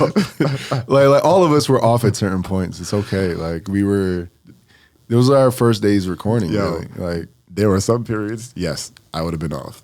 I know a period in particular. Hello Mellow Yellow. Bars is what that was. You weren't off on that song. You weren't off on But that it's song. like, yeah, there were certain parts I'm like, no, I'm actually, because remember I was also playing drums. I was like, I started to learn more about like timing and scopes. I was like, oh no, I'm like coming on the 1E and a 2E. And if I drop on the E and a 2E and that I can get this like cadence. Yeah. So I was trying to hit those like notes with it. But you're off. I'm like, I'm not. I'm just coming on the second. Fuck it. Terrible. Yeah. But yeah, anyway, that's how that whole thing kind of plays out with the stuttering and the rapping. So you don't feel like rapping was like speech therapy at all. You attribute it more to like your method of like finding. I think the switching got strengthened by the freestyling and the rapping. And the rapping also helped with like the confidence in myself and the confidence in my voice and the confidence to like push something out. So I think they do go hand in hand in that capacity. Okay. Yeah. What were you growing up listening to? What was being played? What was Uncle Donald and Auntie Cheryl playing in the house like growing up? And like what were your first memories of music? This is something I kind of like. I think I've just like been asking every guest because I just think it's such an intriguing moment in terms of like our introduction to music and how it shapes us, and those are such like beautiful, valuable like memories, you know. To be fair, I don't remember my parents playing anything. Really? Yeah. We didn't have like a speaker in the crib like that, or music wasn't really a thing. That's like so foreign to me. Yeah. Wow. Yeah, especially with like your dad and stuff. Y'all just chilling it back and hanging. My parents didn't have any like kickback that wasn't there. So was your first introduction like 50 Cent? Like what was being played and like in the hood? Like Keep It a Bean. It was a mix between like church. Right. You know, 7 Day songs. Adventist. Yeah, exactly. And then radio, you know, Z100, Okay. 107.5, you know, Hot 97 was 2, you know. Yeah, okay. You know what I'm trying to say? I mean, Z100 was playing 50. Yeah, but yeah, so it was like radio stuff. I would assume it's around, because that was like 50 was 2001. Was it 1 or 2003? So it was somewhere there. Get Rich or Die Trying. Get Rich or Die Trying would have been 3. I think that was 2000. But Wankster was like the first thing, which is like on the 8 Mile soundtrack. Yeah, but I mean, even that time, you also have like Country Grammar and like those stuff that were kind of dropping, which you would hear, right, through my cousins and stuff. But it wasn't like, you know, my music or whatever. So the introduction was like church and church songs, or on the off chance that my dad would like drive us to school when I was in like 3rd grade, the radio would be on and playing like Usher or something. So like, You Got It Bad is like in my head, like, you know. Would you say that those like 3rd grade was like the first memories to you, or like does it go further back of like music? I think that had been like the first that I actually can think. So you were like 8 years old. Is 8 3rd grade? Yeah, I guess. yeah. Kindergarten's like 5 years old, and then first grade, I guess 6. so. Yeah. Yes. I guess like 8, 9. I'm like, oh, hey, these are songs. Okay. Yeah. That's interesting. And then remember, prior, like post that, it was just when I finally got into like music and stuff and like Dat Piff and like live mixtapes and, you know, LimeWire and all stuff. Cool. Now we get into like 50 and like Lloyd and Wayne. Like Wayne was crazy. And it's like, I used to love Wayne and Santana. Those were my 2 like favorite rappers. And they did like the I Can't Feel My Face mixtape. I used to like burn copies to give people. I'm like, yo, this shit is crazy. So y'all get home, like, what you didn't have like family gatherings, like backyard? Not a lot of backyard stuff. I mean, we'd go to like people's parties, I guess, sort of kind of, and they'd be playing some like dancehall or some reggae tune. But to me as a kid, that's just like a bunch of bass, right? Yeah. Like, I don't know what's going on. I didn't really consider that to be, it was just noise. I'm playing. It's not something you connected to. Yeah. Okay. So what's the first music you latched on to? Like you said, You Got It Bad is one. Yeah, Usher. That was a standout for you? Yeah. Okay. In my head, I'm like, big Usher. tune. Yeah, big tune. And then like a bunch of these songs from being in like the Poconos, where it's like the like bus driver would like play the radio, and I used to sit up in the front sometimes so I can like listen to it on the way home from school type shit. Before I got like a CD player and so on. But even then, it was like pop stuff, and you kind of get into rap because you're supposed to be into rap, you know, dancehall stuff too. Because obviously, like you're Jamaican, you got to listen to dancehall. It was very like closed off until I got to college actually. Remember when I got to ESU and I was in the band, and we had to play "Can't Buy Me Love" on like the floor, on like in the field. "Can't Buy Me Love" by the Beatles. I don't think I know that song. Can't buy me love. Okay. That's what he's saying. Mm-hmm. Okay. I've only seen it on those like, get the Beatles Master Collection now commercials with songs like "Hey Jude, Hey Jude." Yeah. Oh, too easy, baby. It's a 49.99. Yeah. So I remember being at band. All that money going to Michael Jackson, by the way. Yo, savagery. Y'all thought music wasn't a business? You could call Paul up like, yo, suck my dick, Paul. Hey, cut man, my check. You think I can get that back? Get what back? What bike? Type shit. But no, so I remember being at band and we're in the room. They're like, yeah, we're gonna play "Keep Up With Love." Then we're gonna go into like "Welcome to the Black Parade." And we're gonna end up, and I'm like, what is this? They're like, "Can't Buy Me Love" by the Beatles. And I was like, who are the Beatles? And they lost their shit. And from there, since band kids are into music, whatever, a lot of them work at the radio stations. Hence, I got that like hard drive with all the discographies. Hence, I went through all of the Queen's discographies, all of Bob Dylan.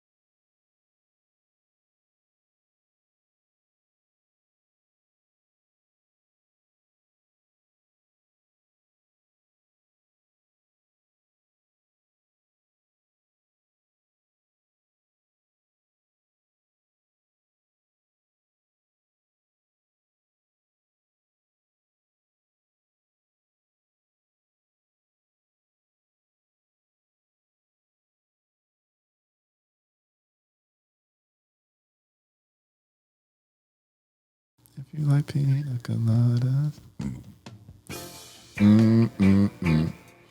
Yeah, this is it. All right, so this song is like crazy for a couple reasons. One, the story. As you hear it, the story's nuts to me. Two, good. it also shows like you can be in a routine with somebody and you both want the same things that's outside of the routine, right? Yeah. That's two. Three, how do you reconcile the fact that y'all both cheated on each other, right? He read her ad first. Yeah. And he was like, yo, fuck her. I'm going to go respond to his ad and dip. Yeah. Just for it to be the same. Like, how do you be like, yo, like, what do you do there? Because trust is broken, but even with that happening, you found the same person again? Is trust broken? Because you both broke it at the same time, and then But that's what I'm still saying. found each other. That's what I'm saying. You still responded to each other. So there's probably this like damn, we were just meant to be. Like, I mean, right. You That's know one what I'm way saying? to look at it. It must Yeah. solidify the relationship. Like, There could have been another motherfucker that was on a malice at 2 instead of 8. And then look. Yeah. That's not the only personal ad. You know, That's you right. responded to that one, Also fair. and you're Also like, fair. oh, I like pina coladas. Right.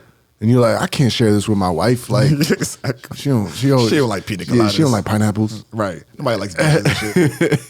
But yeah, that shit's hilarious to me. So like a lot of these songs are like that, or they have stories, they're intricate there. But it's like, this is just white music. I mean, this is music. It's good stuff. And people were doing yoga back then. Yoga feels, I mean, I know yoga is like an ancient thing, but in terms of America, I feel like it's more like a recent phenomenon. But I feel like it's the same way that folks moved to New York and discovered chopped cheese. You know, it's Yeah. shit always existed in did a it? lot of places. Wait, actually did it? It's That's not a New York invention. what? Chopped cheese? What do you mean? Chopped cheese is not like a creation like from bodegas in New York because No, it is. It is, okay. Yeah, Okay. I was saying like folks moved in, like transplants moved in, and were like, I discovered this like super hidden thing. Yeah. They It's called Columbus. this. They Yeah. Columbus. They did yoga vinyasa. I'm like, dude, what? You're not even saying it right. It's fine. You know, whatever. Do your thing. Twerking. What are you doing? Anyway. But yeah. So So silhouettes. silhouettes. Silhouette is funny too. Let's go. This is like 1930s, 40s, I believe. I pulled up to Shorty crib and I saw her in a shadow kissing on some other nigga. So I'm like, yo, fuck that. I beat down the door. Turns out it's not even Shorty crib. I'm on the wrong block. I'm like, yo, this shit is so funny. It's good songs. It's like, yo, what? Oh, The type of storytelling takes me to like Calypso and Lord Kitchener. You familiar? Lord Kitchener is like the king of Calypso. Him and Calypso Rose, I think. Like I look at it as like king and queen, but like Kitch was always just very good at just like the storytelling aspects, and that's a big part of Calypso and like X-Tempo. I don't know if you ever heard of X-Tempo. not at all. So before we dive into this, like how do you Jamaica's like one of the few regions that I look at. I grew up on a lot of Jamaican music, Yeah. bro.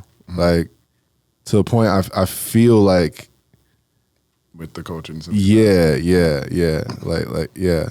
I grew up on Bob and Gregory Isaacs and all the like the Wayne Wonder and like all that, the Barrington and Barris Hammond and you know all the classics, Sanchez, and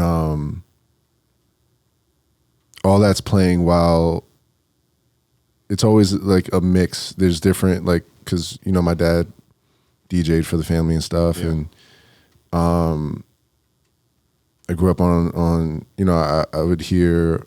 There's so many genres that were created in Trinidad. Soca, Calypso.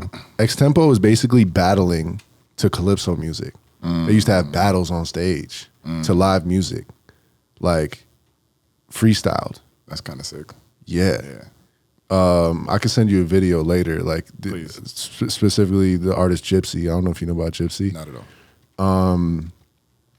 But yeah, it's like there's I mean, chutney, tasa, so many genres, tambu bamboo, like so many genres that were created in Trinidad. It's so rich for such a small island. Yeah.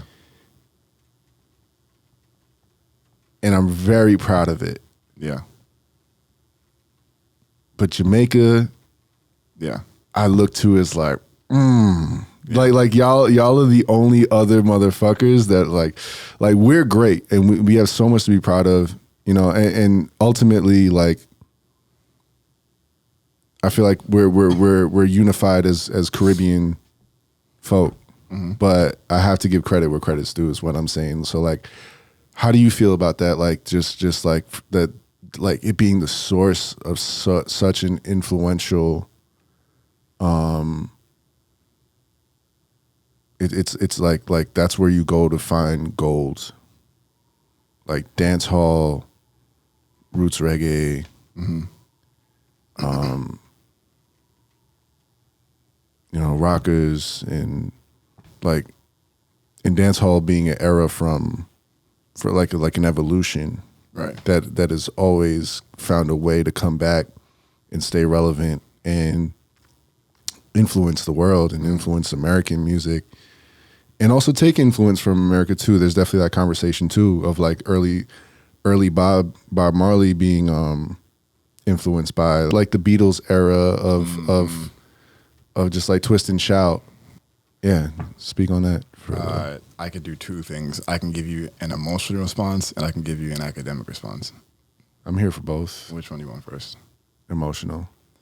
I think it's cool. You know, it's like there's this pride that you get from it. It's like, oh, Jamaica, out of many, one people, right? Track and field, the music. It's like a little island with such a massive impact all over the world, right? When you're in Austria or Switzerland, nobody's like, I want to go to Haiti. Nobody's like, I want to go see St. Vincent. To them, the Caribbean is Jamaica, and Jamaica is the Caribbean. So there is a lot of pride there, right? I mean, it's almost a joke, right? The obnoxiously prideful Jamaican that's in a full Jamaican outfit and XYZ because it just hits there. So it does help with general identity, right? It's like, oh no, I'm tied to this like massive player in a lot of these spaces in sports and music and food. Like, what does Bayesian food taste like? Can't tell you. What does Vincentian food taste like? What does St. Lucian food taste like? You don't know. I don't know. Yeah. Right. I know Haitians that don't even eat Haitian food. Like, I mean, they do, but not like for real, right? They love the Jamaican food. They love the XYZ. I feel like we compete with foods. Yeah.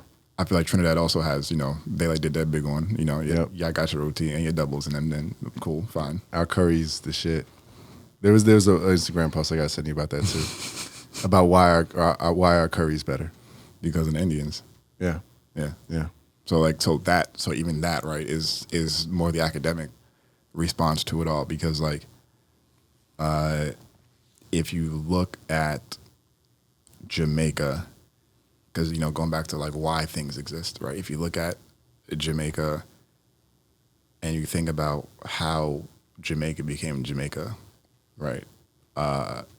Versus like Trinidad, versus whatever. It's why is the slogan "Come to Jamaica"? That's a brand. Niggas know that from eons, right?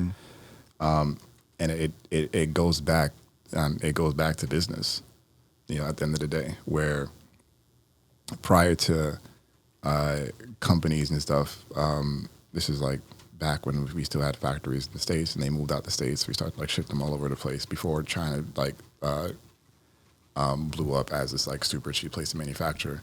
You had a lot of these like near shore places that manufacturing would like go to. So they used to be like these sweatshops and stuff in Jamaica, right? And they're like near shore enough, right? Not Cuba. Cuba's like super close to the States, but they're like, you know, the next kind of one down. That allowed for Americans to set up businesses there, right? Hence the manufacturing of goods and services, XYZ. Once that kind of like faded up in the way they moved to China, they started to bring in other types of businesses the whole time and say, okay, cool, this might be a place to do it. The beaches are so nice. I mean, we're like coming down here for the like goods stuff, but stay for the beaches. And they have the start of all these resorts. You have that whole Top Island. You have Negril. You have Ochi. You have all these things that are really starting to come about. So what I'm really pointing at is like because of these business motions and motives that happened in the past, you've had these like trade routes, these open communications between Jamaica and the States more so than other countries had. And along that pathway, you are going to have the transfer of music. You are going to have the transfer of food. You are going to have the transfer of all of these things at a greater number than like other places. You are going to have more people migrating in XYZ with a different perspective on kind of where they come from and how they exist in these spaces, right? Then Jamaica then becomes just like the Caribbean, right? It wasn't the U.S. Virgin Islands. You know, it's not as, nah, man, Jamaica. Yeah, you got to go to Jamaica. All the business people go to Jamaica, Hype Cycle, because that's where the deals get done, because that's where the factories are, and that's where XYZ was happening. And then once you have, this is going more into history of like BPO, like business process outsourcing that happens, like call centers and shit. Once you have the like telephone that exists, right, and then you have this ability to do transatlantic, or like to basically have telephone lines going across the water, they started to move like call centers to Jamaica, right? The factories moved to China, Jamaica's already there, and now call centers are the big thing in Jamaica. Yeah. And you have such near shore to the States that you also have this transfer of like culture and food and all these things going back and forth. So the people in Jamaica are now more aware, more abreast of American culture, so they can be like trained to operate the phones for American-based companies. So you have these business things that have been growing and growing over time. I think on the back of that is where the culture was able to transfer and like have its like staple in the way that it did. Wow. More than other islands, I'd say. So are you saying that you feel like, because I've looked up, in no disrespect to Guyanese people, but I've looked up like genres that like have come out of like just like what are the genres of music in Guyana? I mean, Guyana not even in the Caribbean. Let's keep it a beat. I know. Yeah. I thought it was for a long time. Yeah, but they're South America. Yeah. But just in general, like as a like I feel like music, there has to be music that's indigenous to every country, and I remember looking it up and it's just like, really, there's like nothing here. From what I found, I mean, if y'all put me on, please, you know, because I mean no disrespect, but I do. I was just genuinely surprised, and you know what that means, like how's that even possible? Like, I mean, they probably do have a local music. If you even look back, I'm gonna make a parallel to like wine in France versus wine in Italy, right? Like.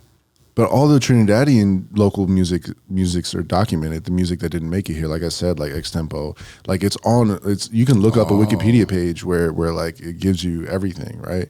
But there's nothing from what I remember. This was like a few years ago where I was looking this up, but like there was, at the time at least, like there was nothing like under Guyana. And I was dating a girl at the time who was half Guyanese, and she's like, do like soca too? They do, but they're not the creators of it. Like we that's our flag. Just like dancehall and roots is yours, reggae is yours. Yeah, but if you look at it as far as Caribbean islands are concerned, it's kind of like Jamaica, Trinidad, and Haiti are like the only real, not real, but you know, they have more global. Whatchamacallit? Dominican Republic, Puerto Rico. Let's go. I mean. Bachata and merengue and fair. And I think reggaeton. I was going more like African based because I'll consider them to be more like Spanish. Oh man, I have friends who will do deep dives with you on they'll give you whole lectures and dissertations on the influences of African music in like merengue and. I mean, I'm not saying like, it like doesn't exist. Yeah, right? And reggaeton and I mean, it exists. It's just they are. If you want to go back that far, everything you know fucking comes from Africa at some point. Everybody in the Caribbean at some point was on a boat. Like sure, right? And they're all like sort of Afro variations of an Afro rhythm. Like exactly. If reggaeton's soca is that but sped up. Exactly. Dancehall is that, but you just take out like one of the notes is a right? So which is all the rhythm is the drum that came from like West Africa, right? If you look at, Nigeria, Benin, a lot of Jamaicans, or let me go back, a lot of Caribbean people have traces to West Africa. Not only theoretically because of the transatlantic slave trade, but also just in foods, in language, in Benin, the word for a child is Pekin. Yeah. In Jamaica, it's Pickney. That doesn't happen by accident. You know what I mean? So like, yes, there are like influences. And in the indigenous music of DR, because DR and Haiti share the same island. Like there's a lot. There's like a whole like religion called like 21 Divisions, where, and I hope I get this right. I have you know Dilson. Yeah, I remember Dilson. So Dilson's Dominican. So I hope I get this right because he gave me this lesson a long time ago, and I hope I make you proud, Dilson. But basically, he would definitely be able to dive way deeper into this. But basically, the slaves on the island at the time, there was like a sort of like a whitewashing of their worship, where they used to pray to gods, like African gods, and the slave owners were trying to implement like Christianity, and like it wasn't acceptable for them to pray to any gods or whatever. So they would apply their gods to a saint. Okay. And make it, and when they're praying to that saint, they're really praying to like a specific god. And there was like very drum heavy music around this, type of music. And they would name like one particular song that Dilson put me onto was called San Miguel, which is this Saint Mike, basically in Spanish. And like it's just so African. It's like so African. Yeah, that's fair. And that's like, a foundational element of music that was like in the landscape before things like merengue were invented. So like, it's definitely rooted. Yeah. And I would, if that was what it came across before, I would have definitely liked to retract, or like, I probably misspoke there, where it was like, I was looking at Jamaican, Trinidad, Haiti as like Black English based, because if we get into like Afro Latino, like yes, there's this influence that then went like Spanish, and it kind of had this like different life of its own because of that. But as far as like the big three, they're the big three, essentially. You'd say Trinidad, Jamaica, and who? Haiti. Okay. Like not including these like Latin and like. In terms of influence? Not influence, just like of notoriety, just in terms of what people know about. Because reggaeton, I would probably switch out. Not musically. I'm just saying like as far as like countries. Yeah. That's what I was getting, because I was still. I mean that's a perspective, that's like, yeah. Yeah, because I think a lot of people know about Puerto Rico. I think a lot of people know about Spanish. But yeah. Okay. I mean, like people know about Puerto Rico. Yeah. People know about DR and Haiti together. I was still on the conversation of like why the idea of why Jamaica had the like brand building it did over like other countries that could be seen as similar. Yeah. One thing we got into like from a previous episode on this podcast was like, how diabolical do you think it is that like some of the messaging in the music, do you think some of it is like we got into the topic of like whether or not hip hop music is being like specifically pushed to be a detriment to the Black community? Like why certain songs are getting like a bag put behind it if there is like, a group of individuals in a room like rubbing their hands together and like and just being like, yes, this is how we'll destroy them type shit. Yeah. You asking my thoughts on that? Yeah. Oh, I Is believe that that something? 100%. Yeah. 1,000%. Wow. Yeah. I can get into why. But, for me, after a certain point, I think a lot of things are no longer coincidences. The same way that during the 1940s, there was a lot of like American propaganda, like for us to like, consider the Nazis, whatever, this terrible thing, or even when like the war on drugs, right? We stopped calling the Afghan soldiers, we call them insurgents. We like try to other ourselves from people. So we're very good at using media and stuff to like, I don't say control, but to indoctrinate people that are in that space. So if you look at even the transition into like gangster rap, right? Most of the 90s music, the pop stuff, the things that really blew up were like story. Oh, this is my life. Cool. It was a means of like expressing story. And then there was this like transition almost, look at like 50 era almost, to being like guns, violence, what's happening here. And then you have this like idea of, oh, this thing is making money, right? Cool. We want the money train basically to like keep going. Yeah. So not only are we going to fund this person who's talking about spinning the block in XYZ and whatever the fuck, we're also going to put them in a very shitty deal so they actually can't do anything outside of it. So here's your 360s, right? Yeah. Here's your bread. We know you have no financial literacy. We know that. And we're going to give you this loan. You know it's a loan. Mm-hmm. Oh, yeah. That's historically the music industry for artists in general, though. Yeah. But hey, man, this is brand building, man. You have to buy the chain. You have to. How else will they know you're cool? Yeah. Yeah, I mean, do that. We'll just sprinkle some crack on your friend, and we'll get him locked up, and then he'll come out. He'll have his street cred. Like it seems almost like formulaic to a point.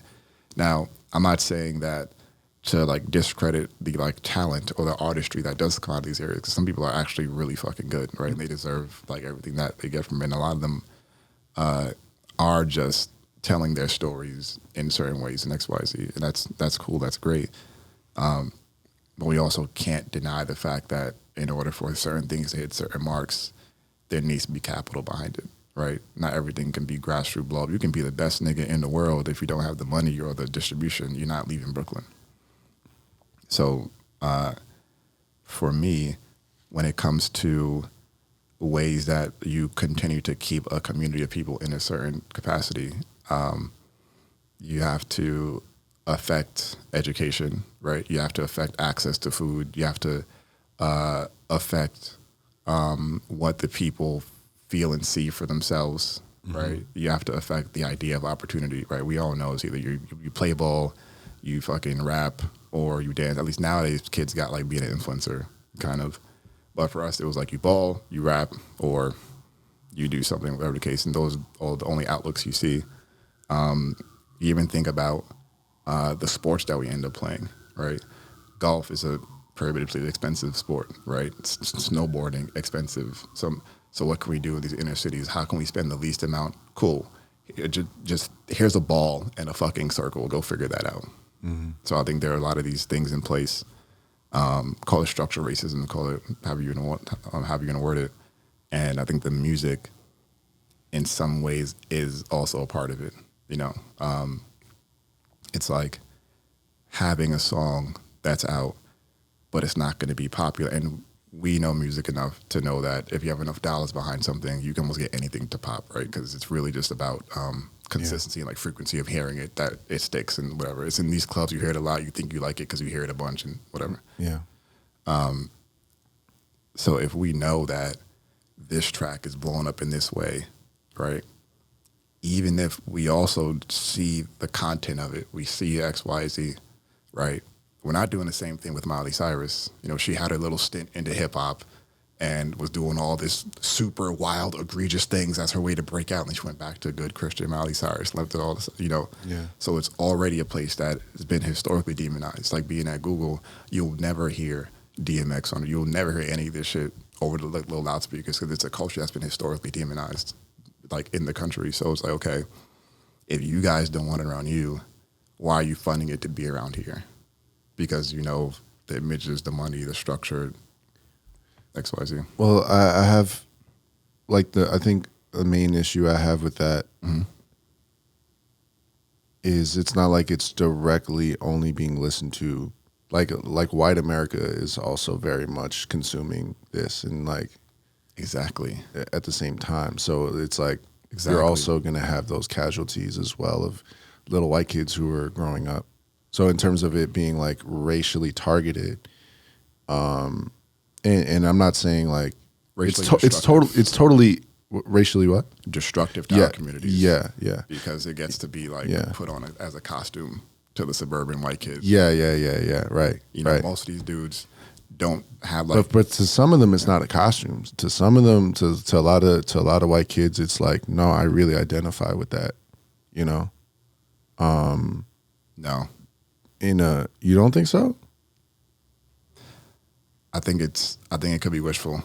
I think there is a difference, somewhat, but I think there are a lot of people who can see themselves in someone who is not of their particular race. I'm not talking about as important as that is. It is important. Like yes. I would agree that it's more readily understood as like, or like there's that feeling. Like I don't really have that as a mixed person of like, I don't really have that luxury of like seeing something that exists and just being like, oh yeah, that's me. Like I don't have that. Yeah. But I understand that a lot of people operate that way.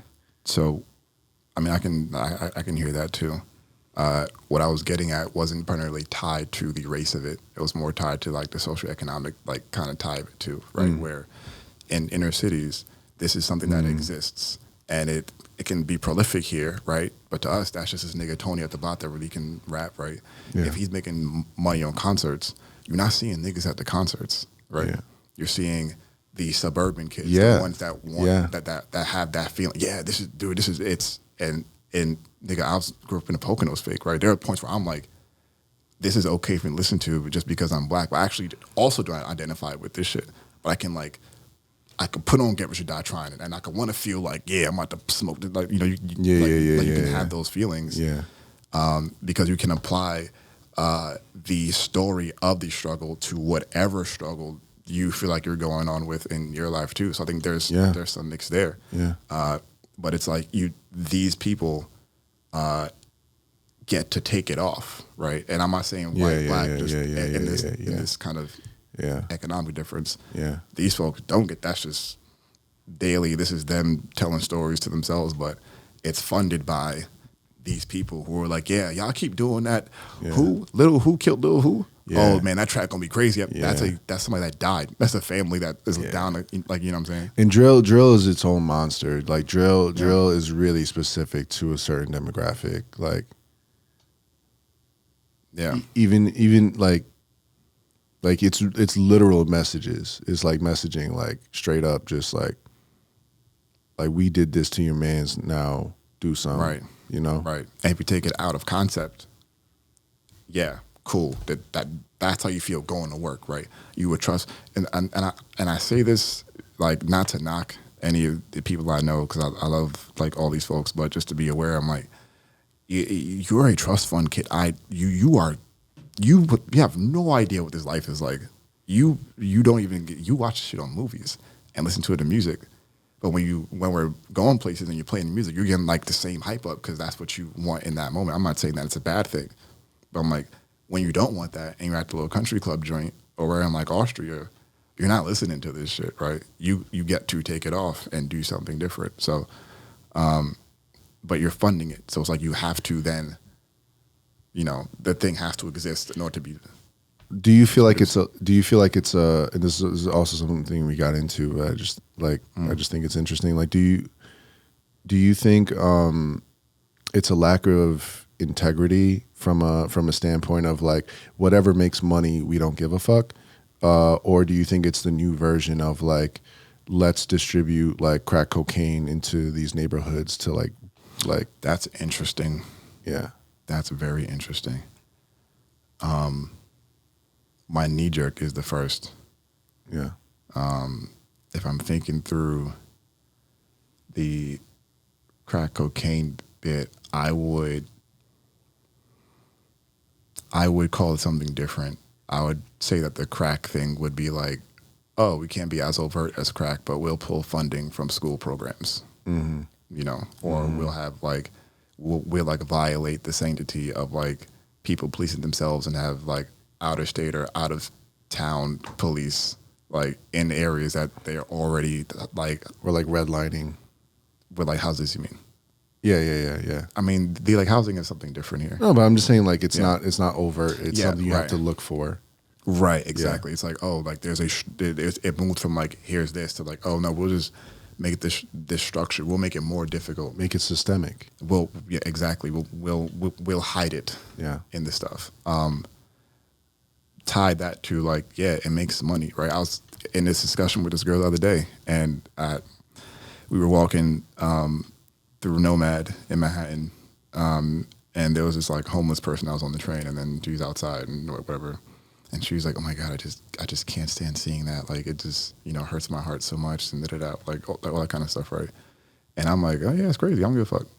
And she's like, "Oh, it's because you're from New York, you know, that you don't have this like emotional response to seeing these people."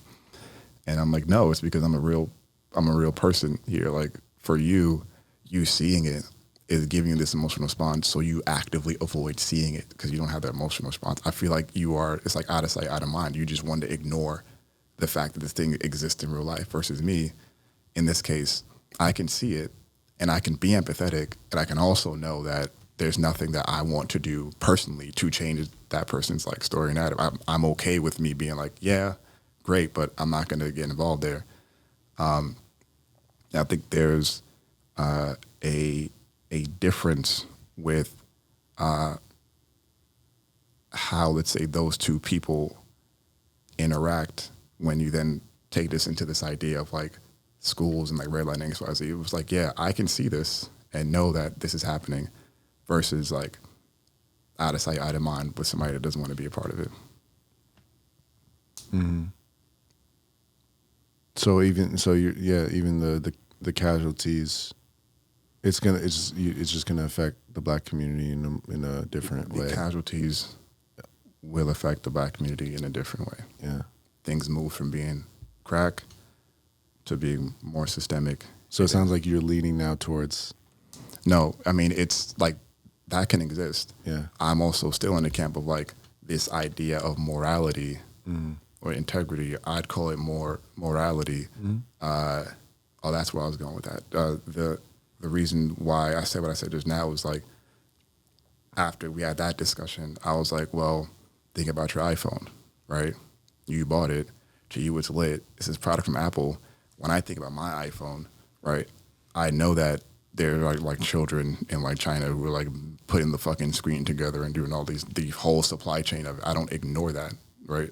I'm just okay with buying this and knowing that there's a structure at play versus buying it and then ignoring it, right? Or trying to ignore the reality of it all. Yeah. So when it comes down to niggas just gonna make money. Yeah. I'm more on the side of that, and neither is okay. But I lean more towards like less of the actual conspiracy and more it's just like a lack of morality. Like we just want to make money and we just don't give a fuck because it's not us. It doesn't affect my household because I don't let my kids listen to that. Exactly. It's back to the phone thing. It's like niggas want to make money. The cheapest way to do this is to have cheaper labor elsewhere. Mm-hmm. And you buying that thing makes you just as guilty. Just because you didn't see it doesn't also implicate you. What I'm saying is I can see it and be like, I still want the thing. Or even in UX and software engineering, we understand like that we are the whole thing of like creating experiences, like to be like keeping 100 is like we're creating things to create moments to give dopamine hits to make these apps as addictive as possible. And exactly. And you know, when it comes out that someone like Bill Gates like has like dedicated dedicated time for his children to like use tech and he cuts them off. Like after that, like he makes sure that he monitors that usage, but understands like, and not to demonize Bill Gates in any way, but like he understands that the masses just like there just isn't guidance on how to use tech or how to. There has to be hierarchy for this thing to exist, right? In order to have a skyscraper, you need people that have built it. It's this whole concept of like, even if we think about slavery, right? I'm gonna get political now. Talk about but if you think about slavery, if you look like historically, you look at, let's go back to like say like the Byzantine Empire, right, prior to the Romans or whatever, and they was really running shit and like pulling gang. They had slaves, right? Cool. Romans came through. Oh, fuck all that. Y'all are dead. We taking over this thing. What happened to those slaves? Mm-hmm. They were either like freed or given some because they were no longer the underdog in that environment, right? Cool. Or you have caste, but they were just transitioning into this new space where opportunities might have been like different. Historically, most times where there was like slaves in a place, there was some other entity that came in and like fucked up whoever was in charge and redistributed the power in some capacity. The modern world, like the States in particular, had slaves and nobody came in to overpower. It was just like, we don't have slaves anymore. So it just moved, right, into different spaces, different ways, different structures, if you will, but it's all still prevalent there.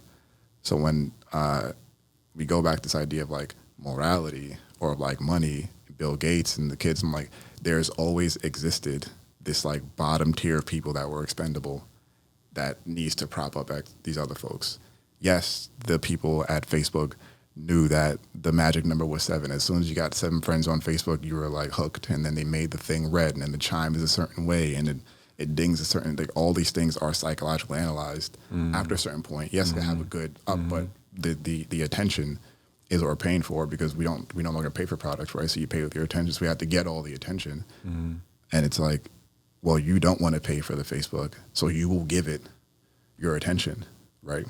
You don't have to, but we're going to make it really, really good so that you do, and you actually don't know you don't really want to know or do better because it becomes this popular situation.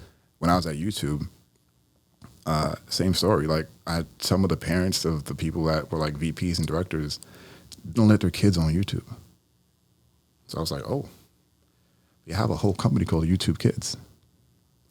And then you come back and you look at how people use YouTube, right? Yeah. It's like the children are no longer left to their own devices to play with their imaginations or little papers and toys. The kid is fussing, you throw them the fucking phone and give them YouTube for however long to pacify the kid, but you're just like building this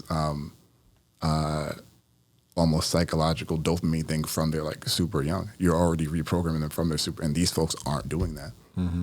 And I think that makes the chasm grow even more. If you even go back to COVID, this was one of the big issues I had. I tried to help out with in whatever way I could, but it's like when COVID happened, a lot of kids in schools, especially inner cities and stuff, were just fucking out of school. You know, they didn't have tablets as much. There were some programs that helped some people out, but a lot of them like didn't. You know, my auntie was a first grader, kindergarten teacher or some shit in Jamaica, and she was holding her classes on WhatsApp video, using the parents' phone, just trying to get the shit to connect. Yeah. But then you go to Cali and these places of like more wealth, private tutors, private classes, same shit happened with Katrina, right? Those high schoolers were just out of fucking school. And at the time, their counterparts were still matriculating, still doing their thing. 10 years in the future, nobody gives a fuck that you was in Katrina. You just don't know what you didn't know, right? 10 years in the future, nobody gives a fuck that you was here in COVID. You're just way further fucking behind. Nobody gives a fuck that your parents did it. You just are now hooked up. So there's this elitist capitalist culture playing its role as well. So now when we get to morality, it's like, whose morals are at play here? Is it the moral of the person that is like, you know, remember we went to Occupy Wall Street shit, right? It was like, we got 99%, you guys all this money, da-da-da.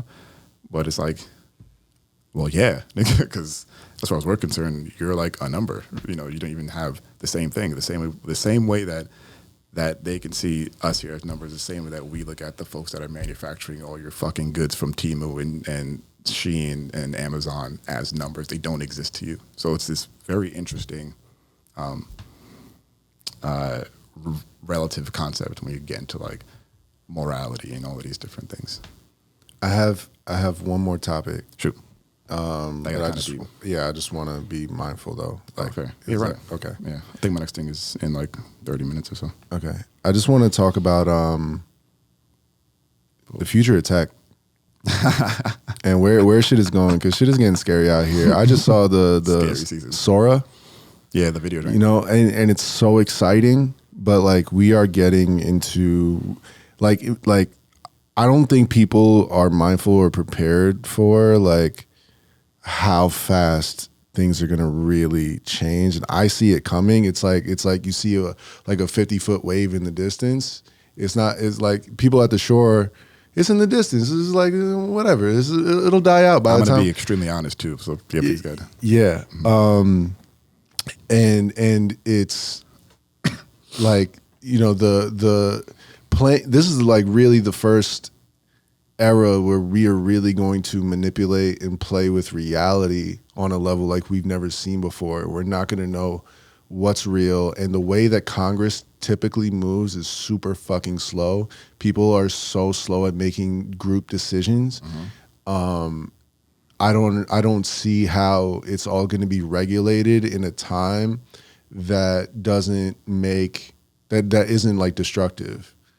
I think to people. I think a lot of great things will come out of it, but I think equally, like a lot of, for every action is an equal but opposite reaction. Like I think there will be equally a lot of bad that comes out of it too. And I can see potentially. I'm not trying to manifest this, but I even see like there might be marches. This might be like the new like human rights like.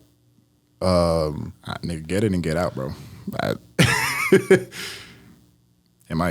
It could very well so be that. Yeah. I think what we're seeing is it's like a bouncing ball, you know, as far as like the progression of technology, right? The first bounce, it's like, that's like the fucking wire thing, telegrams, phone, TV, printing press, computer, internet, yeah, you know, yeah, and which each of those like bounces, there's always the late majority and like the Luddites who are like, no, this will never be a thing, right? There's no transition that'll happen. I mean, think about coal miners and like manufacturers from like the industrial era who were like, yeah, we're moving this shit to China. People are like, yeah, well, they never do that because global warming. Yeah. They'll like never have whatever. And then this thing is happening. Yeah. You can't stop it. Yeah. You can't regulate shit. Yeah. We're here now. It's happening. Yeah. Folks that are against it, I think, are in the camp of a false sense of stability that I think a lot of people find themselves into. You think about your job or your work, right?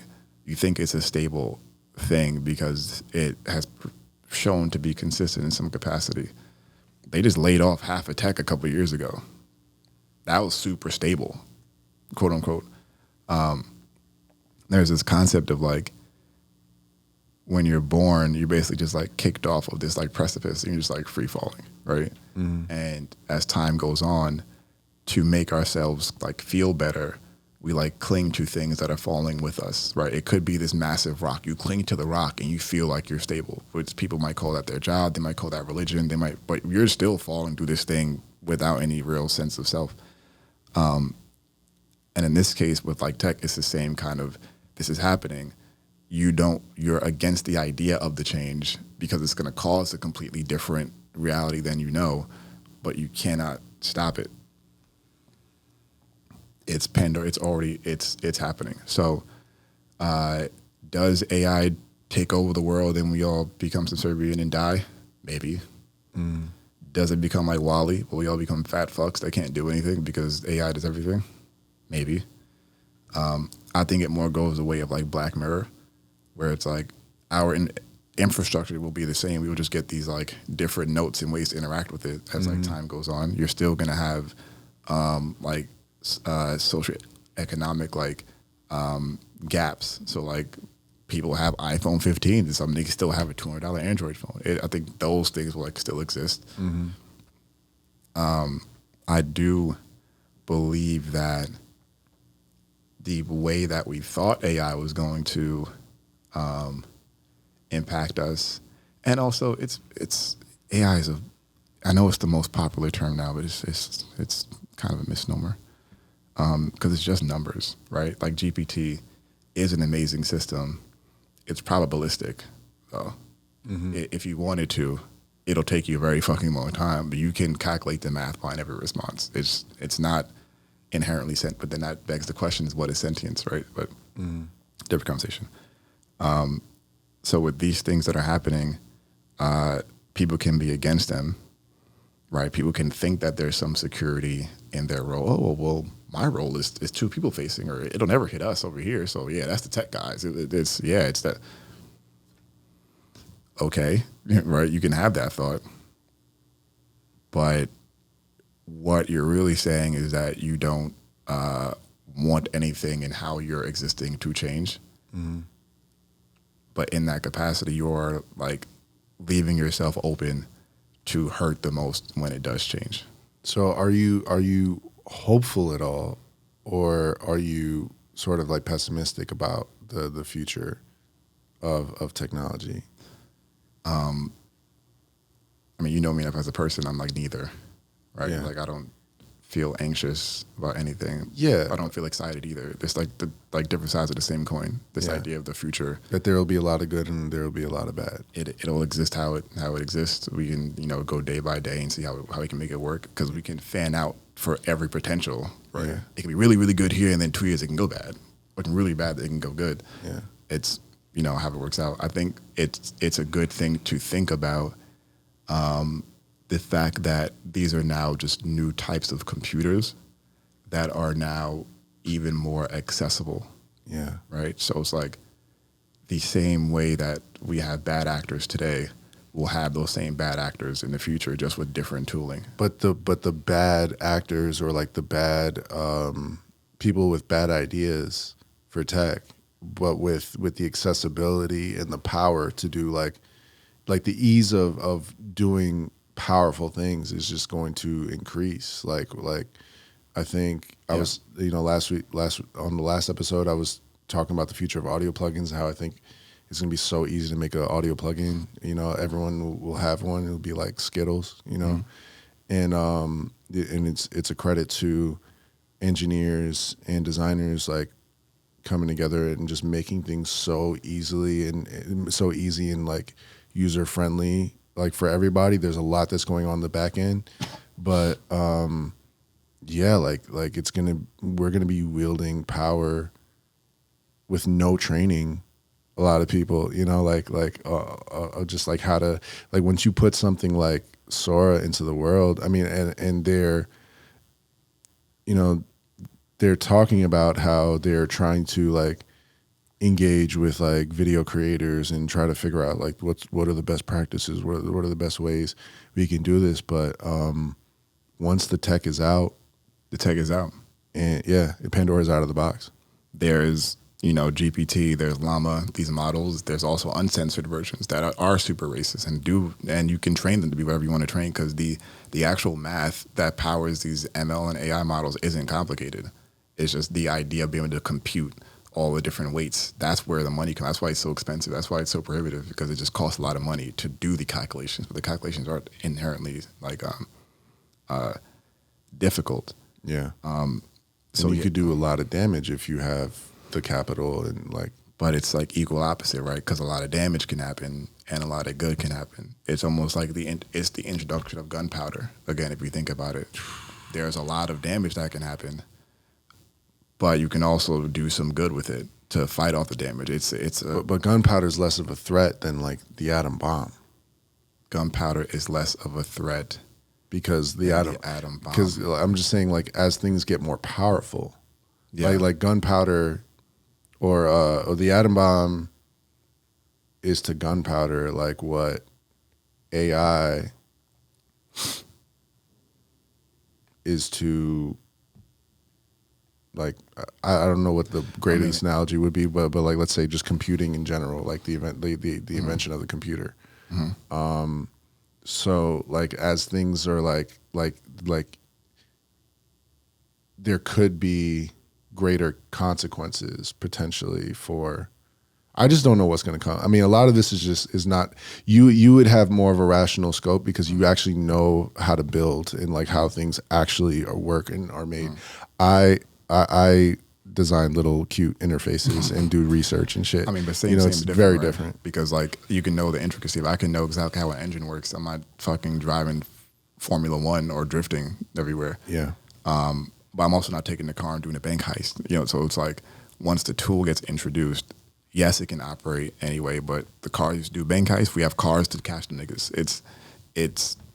I think it's just an additional tool. The issue, like we said before, is like people are trying to like hold on to the ledge, and they're allowing the folks that aren't holding on to the ledge to get ahead of it to the point where, perfect example, the use of AI voices in these new type of like scamming attacks, right? Where, which is interesting because as people, we have a lot of like cryptographic security, right? End-to-end encryption, all these things, right? Which once quantum comes out, all that is rendered useless. You know this. No.